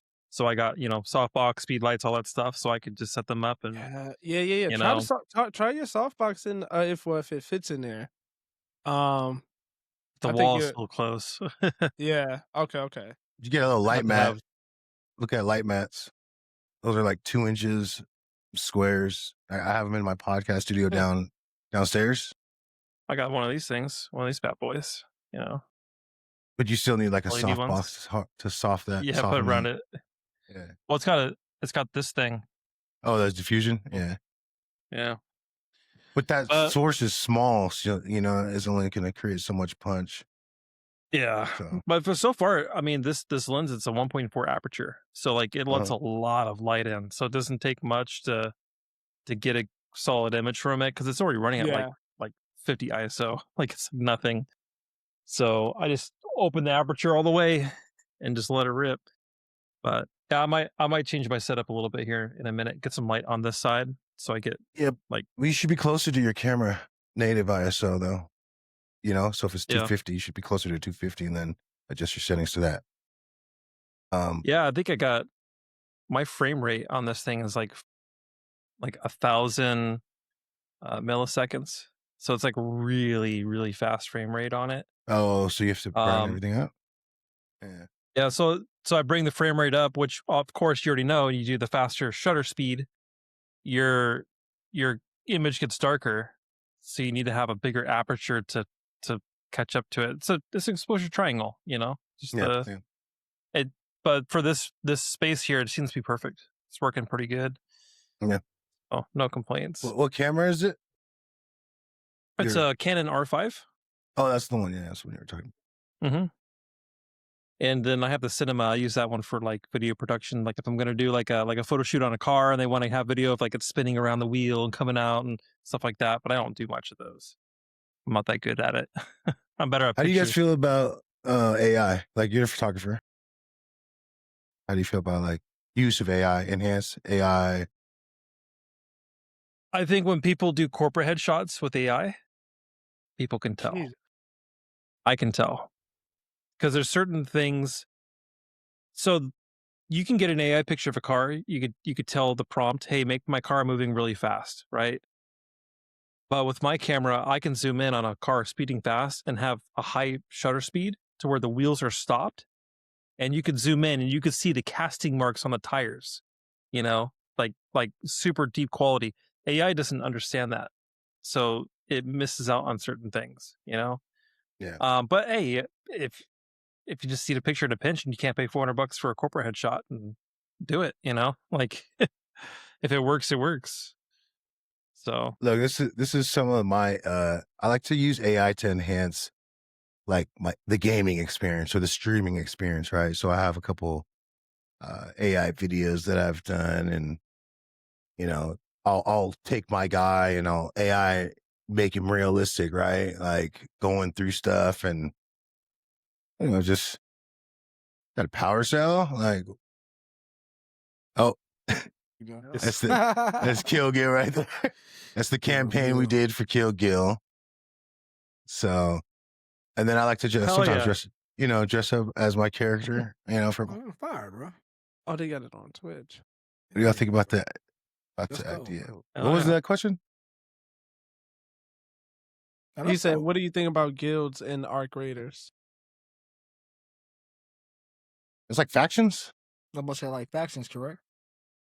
So like is he asking for like that's developed by the developers providing the guilds or like third party guilds? Like if we're just talking about guilds in general or factions, I think that they should implement them, man. I think it'll be a cool thing. You know, you got a lot of people who, you know, like to roll with certain people and like to dress a certain way. And I think it would be a cool little thing to be able to do that, you know? You may run into somebody, you know, like how the Burnt Peanut and them did with the bungulators and be like, wait a minute. You're a bungulator? Well, I'm not going to kill you. You know, we're on the same side, you know? Yeah. So I think it would be a cool That's thing dope. to implement factions into the game. In general, I think it would be a dope thing to do, man. I think they kind of maybe missed the mark when it was happening. It was really big with all the streamers. But again, there are only so many people in the company. And I'm pretty sure they took notes. And if this game is supposed to be around for the 10 years that they said it's going to be around, hopefully we'll see some faction or some faction wars come around again. I think it'd be pretty cool. What's your guys' take on it? I think they're gonna. If I had to take a guess, I think it might operate like how the finals operated, where you would choose after you get to a certain point in the game, you would choose like a company or to back you to go into the stadium and fight. So I think you probably choose a faction, but I think the faction that you choose will probably have a different reward at the end of expedition, and then it will probably offer, just not to overpower, I think it'll offer like different benefits to Scrappy. Like if you're in this faction, like this is the guarding faction, and Scrappy picks up herbals. You know, so it's like it'll probably have like different benefits like that. And then if you hold a certain level within your faction, that's probably similar to how the trials are, you'll get like this skin from your guild that's only exclusive to like that faction that you picked. So it would have to be provided by the developers to incorporate these things that connect. Yeah. Because I think also like there was a big thing about like there's no endgame. Now we have like the story of like the assessor, and then now it's like, okay, well, what is the assessor getting? Like now we got to think about the word the assessor. What does assessor mean once you break that down? So like now what's happening after that? Invasion. Yeah, right. You know what I'm saying? Because like now you have, I mean, this is why I say like design is such a beautiful thing. You have the surveyor that was surveying so that the assessor could land. The assessor gets the beam from the surveyor. The assessor lands. The assessor is shooting something back up to the sky and probing back up. Like now that it's whatever resource, what it's taken, they took it back up. And what did it take? You know what I mean? I think the end game is, and this is my wholehearted truth, the end game is going to be Speranza gets invaded. That's the end game. And that's going to be where we have to find a different place to, recoup. And then I think that's when factions are going to get introduced, because now we're all split up from, Speranza and you choose. That's just what I think the end game is going to be. It's the only answer. We don't win this war. I hope nobody thinks we're making it all this. Listen, they introduced the fucking vaporizer that's doing a fucking drifting in the sky and then, targeting multiple people. If they introduce that, it's going to get more advanced. It's going to get more advanced. So we don't win this. I don't think we win this war. I think it's going to be a constant survivability, of us trying to survive. But I don't think there is, at the end of this story, I don't think it's we all make it and it's kumbaya. Because first of all, where are they sending these people on the expedition? Right? They're launching them into space. Oh, shit. Well, I always had heard that they were supposed to be somewhat trying to connect it to the finals. Because the finals... Yeah.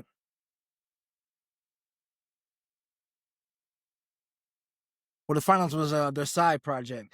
So maybe somehow tying that in, and the people, because we have the rockets and spaceport and all that stuff. Maybe, the people in the sky who are rich, like the people are in the finals, somehow. That's what I've heard too. Yeah, we maybe gotta go up into the sky, and kind of get active up there, bro, and maybe bring them down from up top. Maybe what Rumpus is saying. Maybe to play off of that, maybe they won't invade us down below, but maybe we'll go up and invade them and take over from up top and try to maybe bring the Ark down from the sky down. Because the ones on the ground we can kind of handle. It seems like it's the ones up in the sky that's kind of, going to be giving us the most problems in the bigger arcs. So right now, we know for sure, we don't know the origin of these arcs. They just come from the sky. Yeah. Right? And they're trying to like assess the ground and figure out these underground cities and tubes. I think we get Speranza Hub first. Yeah, we definitely need that. We get a walking hub that could be interactive depending on how the actual Speranza map, right? Speranza the map would come out. But I think the end game would be the invasion of Speranza as well too. Kind of like Matrix. You think about it. That's how I like to. I really feel a good similar connection with Matrix and fucking Ark Raiders, and I don't think I've really heard anyone talk about it like that. I don't either. Cool take on it for real. Right. I can see the similarities for sure. Right. It'd be cool. Have pauldrons and your guild's got a logo on your pauldron, you know, so when you're fighting people in the game, you know, like, oh dude, that's the fire wolves. Yeah. Those guys are aggressive. Or Yeah. it's the fluffy bunnies. Those guys are super nice, man. Those guys they'll help you, they'll defib you, you know. Like that'd be cool, man. So to have like some kind of like So like you're saying, like the developers provide you basically a structure of how you can design your pauldron. Yeah, Then you can make your faction you can make name. your logo. Yeah. That'd be sweet. That'd be cool, man. That'd be real cool. Because here's the thing, right? You think about it. Embark, yeah, they'd have PvP. Originally, it wasn't a PvP game, and they included PvP because they felt it was too boring without it, right? Yes, agreed. But they still want us to work together, right?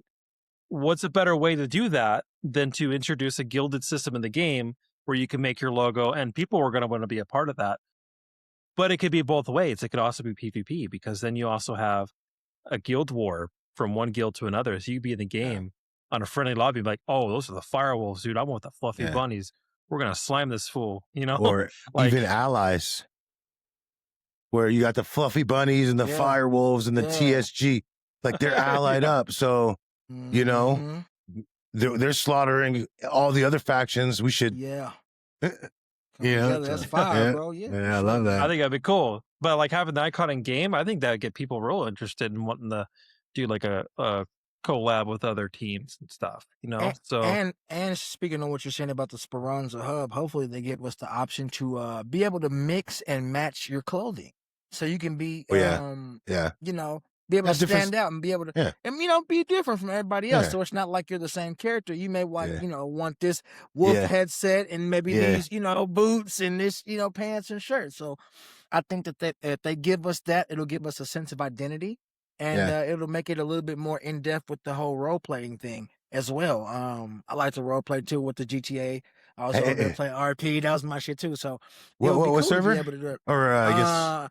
I was in a few, bro. I was in H-Town, Florida Water. I was in Tap In. That was where I kind of, you know, started at.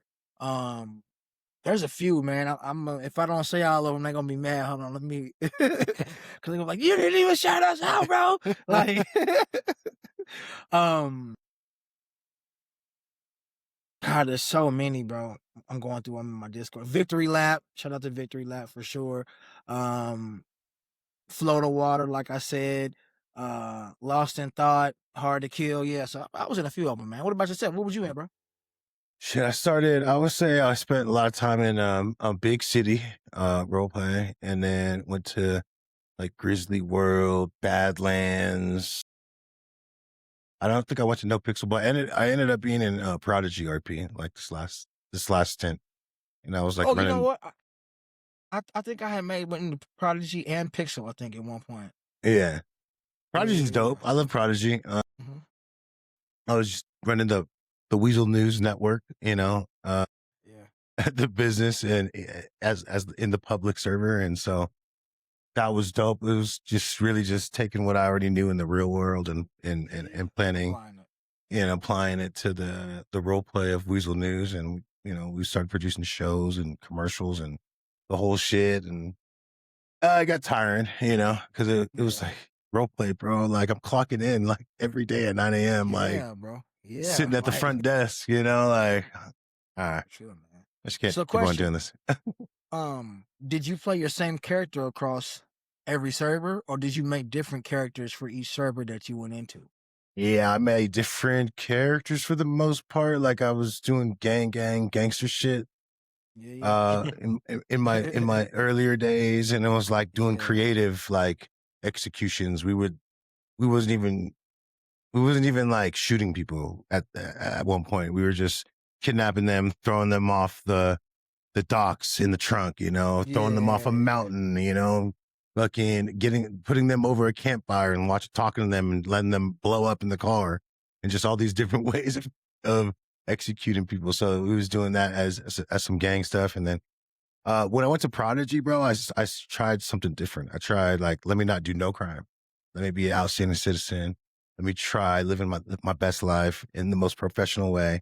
And it you know, got me things. It got me places, and it got me rewards from the server.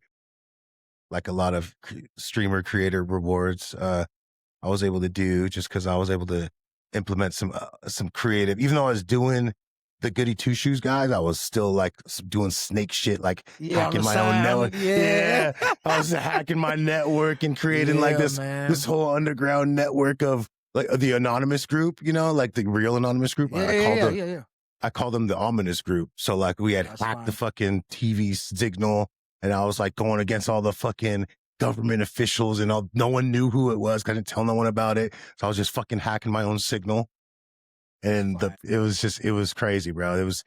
The police investigation was like 6 months or something. They couldn't find shit just because it was just so many loopholes that they were getting tossed in. They couldn't find out, like they couldn't track it down. And it's crazy. That's cool. That's deep shit. That's deep role play, bro. Deep. I was gonna say that's fire though, but that's like the content that's like, man, bro, like cinematic, man. That's dope. Yeah. Where else do you see stuff like that? I think that's like the cool thing you can do with being able to role play is, you know, being able to get in there and play those characters and do those stuff, you know. Exactly. And it was just really all just taking my you know, in a real world skill sets and applying those to create these things, right? Like the smoke and mirror effect and yeah, I'm out saying, citizen, why would I do that? But like, I'm over here submitting videos showing you a robbery that I committed, right?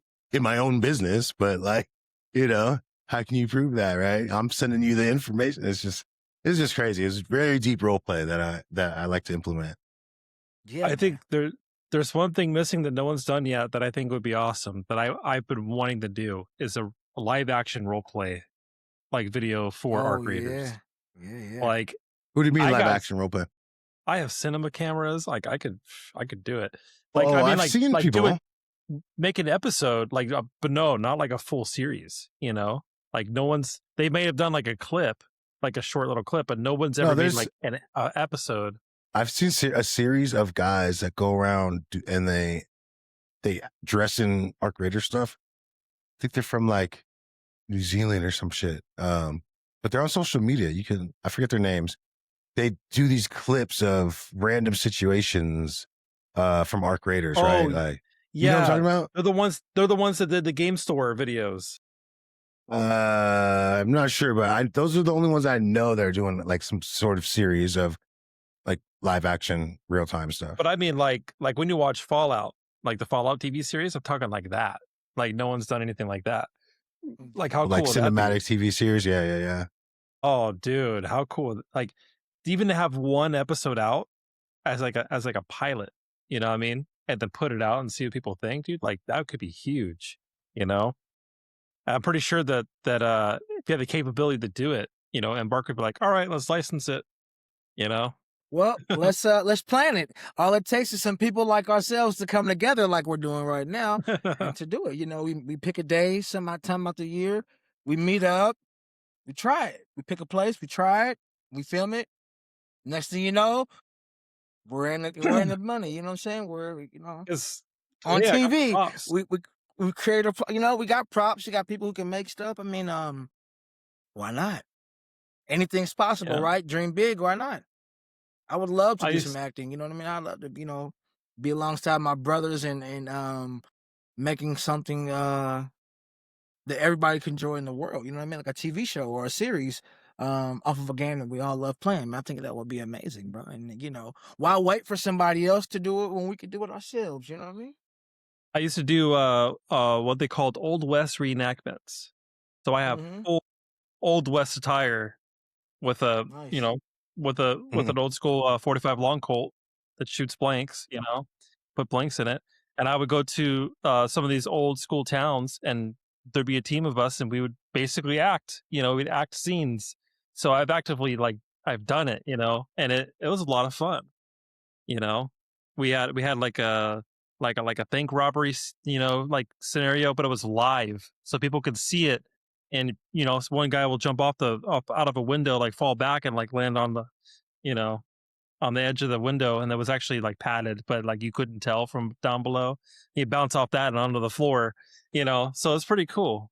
I actually really enjoyed it, but to be able to do that with Ark Raiders stuff, how would you get the drones? You'd have to find someone that's really good with, like CGI or something. They get the drones 3D print them, and then scale them with AI.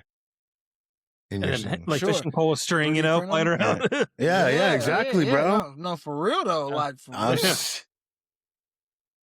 Hey, man, hey, stop giving away all the secrets.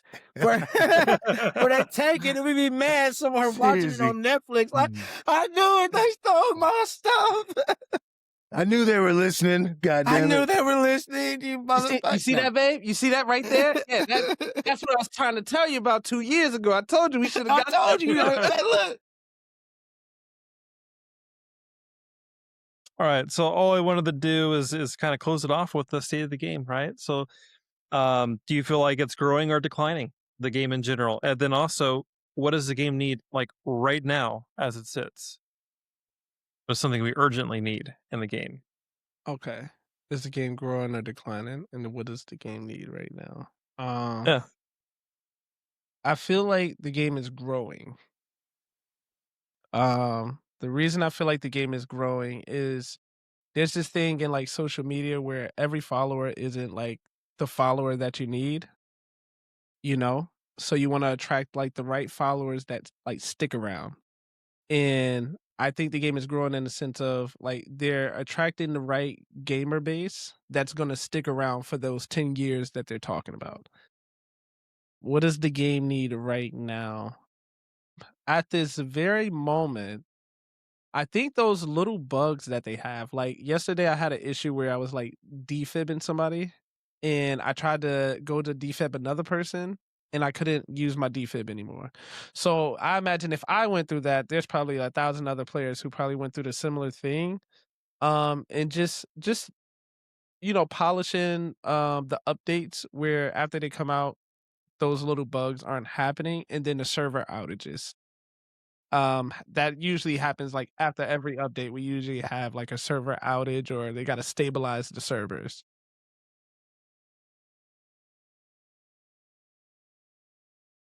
Yeah, I would say, well, I love Ark Raiders, but me personally, I think the player base is shrinking. That also caters to what Rumpus is saying, right? There's going to be a lot of hype, a lot of players that come and go because they don't really even know what game they want to play. I think the players that stick around on Ark Raiders are the ones that enjoy Ark Raiders from different angles, you know, not just playing the game for what it is. Just those are the people that are going to stick around. Now, 10 years to me, I think is crazy long. But if you look at Counter-Strike, you know, Counter-Strike 2, I was playing Counter-Strike when it was 1.3. You know, when you could bunny hop and all that shit. Like playing it now though is horrendous. But there's like millions of people that play, or 100,000s of people that play. And I'm like, I don't know what they see in it. But Ark Raiders is beautifully crafted. The movement is so smooth. The gunplay is great. Hit reg is awesome. Fighting, and not only that, we're fighting AI. I don't like fighting AI, right? I don't like fighting AI players, but they made AI in this game to be robots, which for us, we typically don't distinguish that as an AI player, right? But that's their way of incorporating their AI or their NPCs or whatever, right? And we look at them as robots because as humans in the real world, that's what robots are, right? So like if you look at a game like Tarkov, I don't like playing Tarkov because of the AI. It doesn't feel real, doesn't feel authentic, it's clunky. I'm not trying to bag on Tarkov because I know a lot of people play Tarkov, but to me, it's just not my game. And so for Ark Raiders, that it feels like it is my game, from the storyline to the gameplay to the possibilities, and even just the distinguishment between the AI and the robots. Like, oh shit, yeah, we are playing NPCs, right? Or against NPCs. But there's also the factor of other players, you know, and that threat of other players taking your goop. What Ark Raiders could use, I think right now, would be like saved custom kits, like your save kits. and then you just hit refresh on those, Yep. because that's what you need. Because I feel like that's what takes people the longest is building their kits. That's why a lot of times I just go freeloaded because I don't want to sit there and build a kit, even though I know what I need. It just only takes me a couple minutes, but I think like a saved kit, maybe 1 or 2, 3 hit saves that you can make up. Yeah, so nice. Okay. All right. Burke would agree. If I had to say anything about the game right now, I'd say it's still in the same state. I think that we're just in the middle of a wave. It's continued to go up and down since it came out. It reaches peak numbers multiple times. I think that right now, because there's been a lack of maps and a lack of weapons up until this new update, that's what caused the game to be on a somewhat of a decline.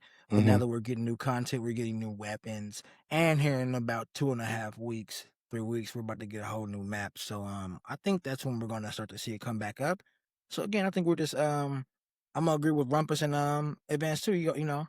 You got to ride the wave. You got to find the right fan. And I think that as they're going through the motions and going up and down, they're shaking off all the people that's not supposed to be there, and the people who are supposed to be there are riding that wave. And they know that it's a lot more to come. So I think that they're right where they need to be at. They're riding the wave, and they're not worried about anybody else. They're worried about their own wave and just moving at their pace. If I think they can implement anything, like I said, I think it would be a new map, just because we haven't had anything since Stella Montes. And I think people are ready to just have something completely new to look at. The game looks beautiful. The sound is some of the best quality I've ever heard in a video game. It's gonna just get better and better. So I think that people are just so in love with this game. We're just ready for more content. I think we're all ready for more content. And I think that once we get it, like I said, we'll be right back on top. But other than that, job on the game and the updates. Just keep doing what you're doing and keep listening to our show and keep rocking with the crowd and the community, man. Keeping their ear to the community. I think the updates they give us every Tuesday is something that other companies should, really adopt and try to, listen to their community more, because they do a really good job of listening to the community and getting those changes that need to be done into the game really fast. So that's my take on it, man. And I'm gonna end it with Sandy. What do you feel? The game is declining? Is it on the rise, or is it stagnant? And what do you think could change or they can implement into the game? Right now, I think we're stable. And I stand on what I say. I think April is going to have an influx. We're going to have a jump. And as far as what do they need to do for the game right now, they're already doing it. They're already putting stuff out consistently, and they're doing it strategically.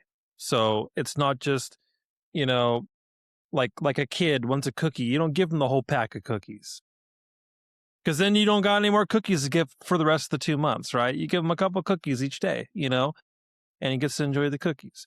So, and then occasionally throw in like a fruit cup, like a little extra. So we're going to get our fruit cup in April. We're going to get the map, So they're doing things the way that they need to do them based off of experience. And I'm assuming it's not just, they're new to this whole system because it's their baby. The game is their baby. They're not new to the game, baby. But yeah, they've had other things come out. But there's no way they did not hire someone to be a strategic operator that is guiding them to, hey, we need to put this out on this date. We need to put this out on that date. It's just how it rolls. You got to keep engagement. The moment the engagement stops, or the game's not challenging, or people don't have anything to get from it, that's when it stops. So, but I agree with you guys too. With the frustration with getting a Deladra. You've been on this game every day now. Dude, I want that. I only want it so I can murder. I want to go on Stella Montes and murder. More It's toys so hard to play craft, with. though.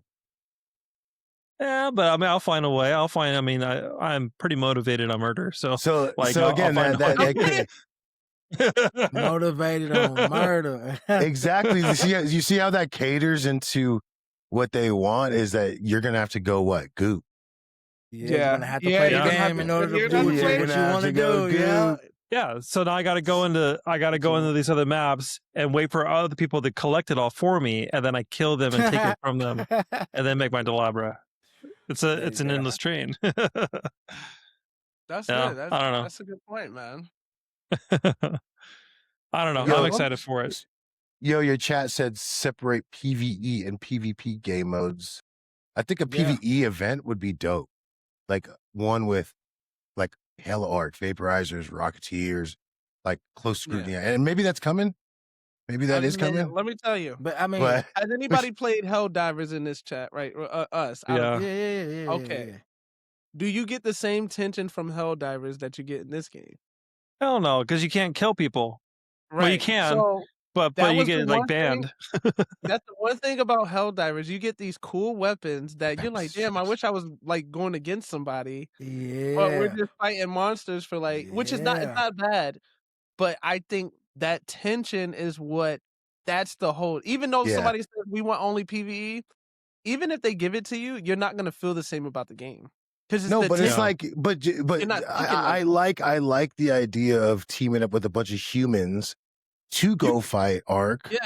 In an event that's like close scrutiny, 30 minutes or an hour or whatever. They're not stopping us from doing that. Exactly. Raiders, bro. Yeah, exactly. You can talk to your homie. But I want something where it's PvP, like move these shredders out the way for a second, or just make it to where you going in here. Or PvP trials. What if they do PvP that? trials. What if they do that? What if they do PvE event and then a PvP event and it's alternating? And this is, that's what I said earlier. I said, why don't they give us the option when you go to the map? They should have an option. Do you want to play PvE or PvP? No option. You guys are going to split up the player base to the point nobody's going to be on the server because they're going to be. No, it's a condition. It's a condition.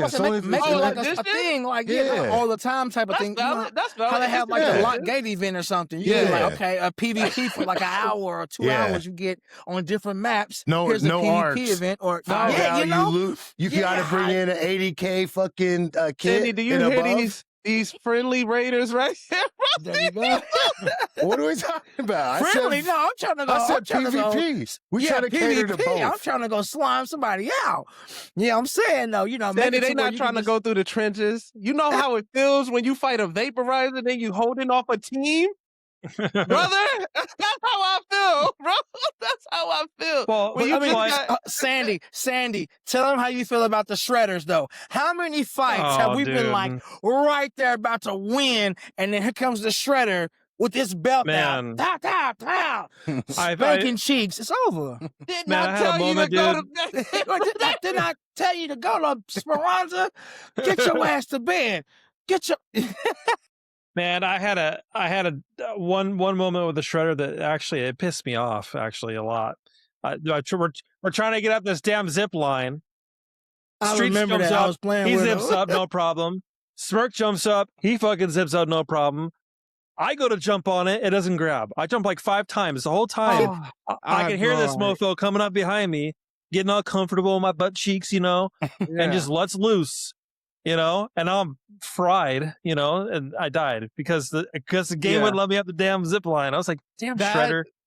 That zip line shit is annoying because you actually have to look all the way. Look at the direction you're going. Yeah, you have to look up. I hate when you jump on the zip line and it's a little mini jump and you just go down. I'm like, why? Yeah. That's an easy I was mechanic. so mad. You know, you don't know. Come on, y'all gotta learn that tech. Man, exactly. I y'all almost learn the jump tech off the zip lines. Yeah. That almost made me crash out on that stream. I was like, son of a... Yeah, he was pissed. I feel it, bro. Hey, I got a question for all of y'all. And you might not want to answer this, but if you do, what is one arc that you would like to see? Type of arc, any type of arc, like whatever. Do you have any ideas? Mustard. I want the mustard. What is it? He's talking about something that's already in the game. It's already in the game. He's talking about something that's not in the game. No, the mustard's not in the game yet.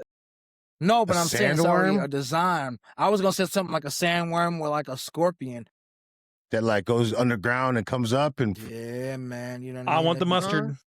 What's the mustard? Or yeah, show him mustard, bro. Show him. Yeah. I don't know if there is anything. I ain't gonna lie. I would like it if they, you know how you're in Silamantis and there's robots on the ground. It'd be cool. Those android ones. The androids came and we had to fight them as well. Or they come and hold you, grab you. Well, no, they can shoot guns and stuff. Imagine it's the art. No, they said they wasn't gonna bring no. Yeah. But I'm saying they're humanoid droids. Imagine that somehow they get hacked or something happens, and they, are your enemy as well. I would want them to grab you, bro. Either grab I'll tell you, mimic sound. Hey, Raider, help me. You know what I'm saying? Like stuff like that. Yeah, I would tell you what the one that I think is coming that we don't have yet is a large arc that a large flying arc boss. Okay. Like that's flying. We don't have a large like a fortress, like a long big fortress flying arc. And it's probably going to be like a if I had to take a guess, not that it's going to be too high that we can't get it or shoot at it, but it flies around. I mean, it moves slow, but it's definitely flying. What if it's flying and there's a map and like there's an interior That's what we said. Yeah. Well, I think that's about what being the a big map arc on the is inside of the like. arc. Yeah, and you got to take it down by going inside and doing certain, things to bring it down. All right, I'll give you my arc choice, and I think this one would be super dope to see. Not that I'd want to face it or even be around it. I think it'd probably be worse. But a mini shredder with miniguns. So almost like a wasp, but a shredder that chases you on the ground. I could do that. It's annoying as fuck, but it's annoying as fuck, but like, yeah. Yeah. I mean, I don't know if anybody's ever been jumped by like a bunch of wasps and like they down you and you know how they hover over your body? Yeah. That shit grinds my fucking gears, bro. Yeah. You don't have to circle around my body. You don't, bro. And they make those sounds. Get off. Go find some other Raiders, bro. I ain't the only one playing this game. Go find somebody else to because I feel like they talking shit. They're like, you seen him trying to get up, right? You seen him? Y'all see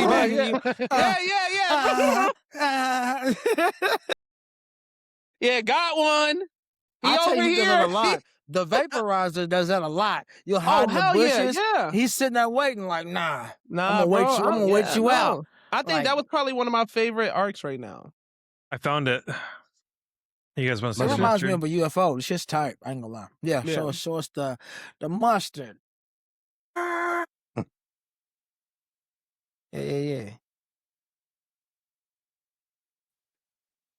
You guys see this? Yeah. I see this one. That's the bishop? So ain't that? Nah, this was called the mustard, but this was like it showed it doing some of the. This was when they was developing it. Yep. What's exciting and what's still exciting It's the mustard. is the fact that It looks so using this cool. technology for our locomotion and the nature, like when this player starts interacting. Look, it with shoots that manholes and off of it. losing limbs, and still it wants to stand up. It just opens that door to a new type of experience that players haven't had before. I think they're literally playing against a machine. Yeah. Right. Yeah. Right. That's exactly what I was saying. Yeah. So like that. That's the Love mustard. that. Man. It looks dope. Dude, I want the mustard. All I want. I gotta So, get ready to almost hop like on War of the stream, World y'all. vibes too. Yep. Yeah, for sure. Yeah, I'll wrap this up here. So we're at 2 hours, man. Literally as long as we've ever done a podcast. Usually like an hour and a half. No, But, dude. Hey, but this is the first time you've had two guests though? Yeah, 2 guests. Yeah. Okay, so yeah, first hour time. each, an hour in each. We go. Yeah. You know what I mean? But hey, you know what? There's no limit, right? Like if we got momentum, we're talking about stuff, and we're vibing. Like it is what it is, you know. Like I don't have a problem with that.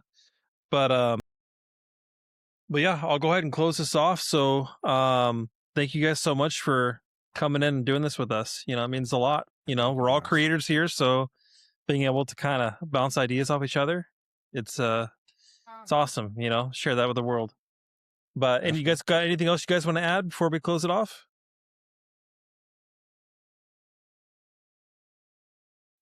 Gilbert, you know what's up. You know what's up, Gil. Clip this. Gil, you know what we on. All right? We done came. We on the Sandy. We in Sandy studio. We in Sandy podcast. I came here to talk my shit, Gil. We did this whole podcast because I came to let you know. You know what's up, Gil. You know what's up. Now, if you know, you know. Don't come to Stella Montes. You right now, Gil. Don't come to Stella Montes. Don't come.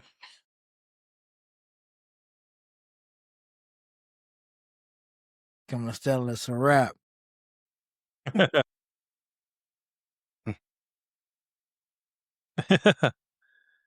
Yeah, I'll get it clipped in there. It might take me a minute because I got to go through No, it. that's all right. We're gonna send it to don't touch Stella Montes. I mean, we also we got Rumpus Land, so make sure you guys join the Discord over there.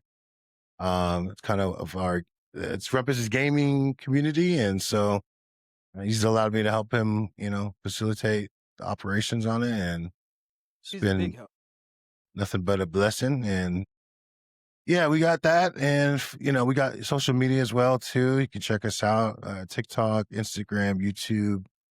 Streaming platforms, RumpusOMG, Adv4nCeD1, Adv4nCeD1 _ on TikTok and Instagram. Yeah. We'll put the links too in the Spotify. So they'll be on there too for you guys. But awesome. All right. All right, man. Well, awesome. Y'all take care. I'll see y'all in a little bit. Yes, sir. Sandy Streets. Appreciate y'all. Appreciate y'all, man. Appreciate Thank you, guys, Sandy man. Streets.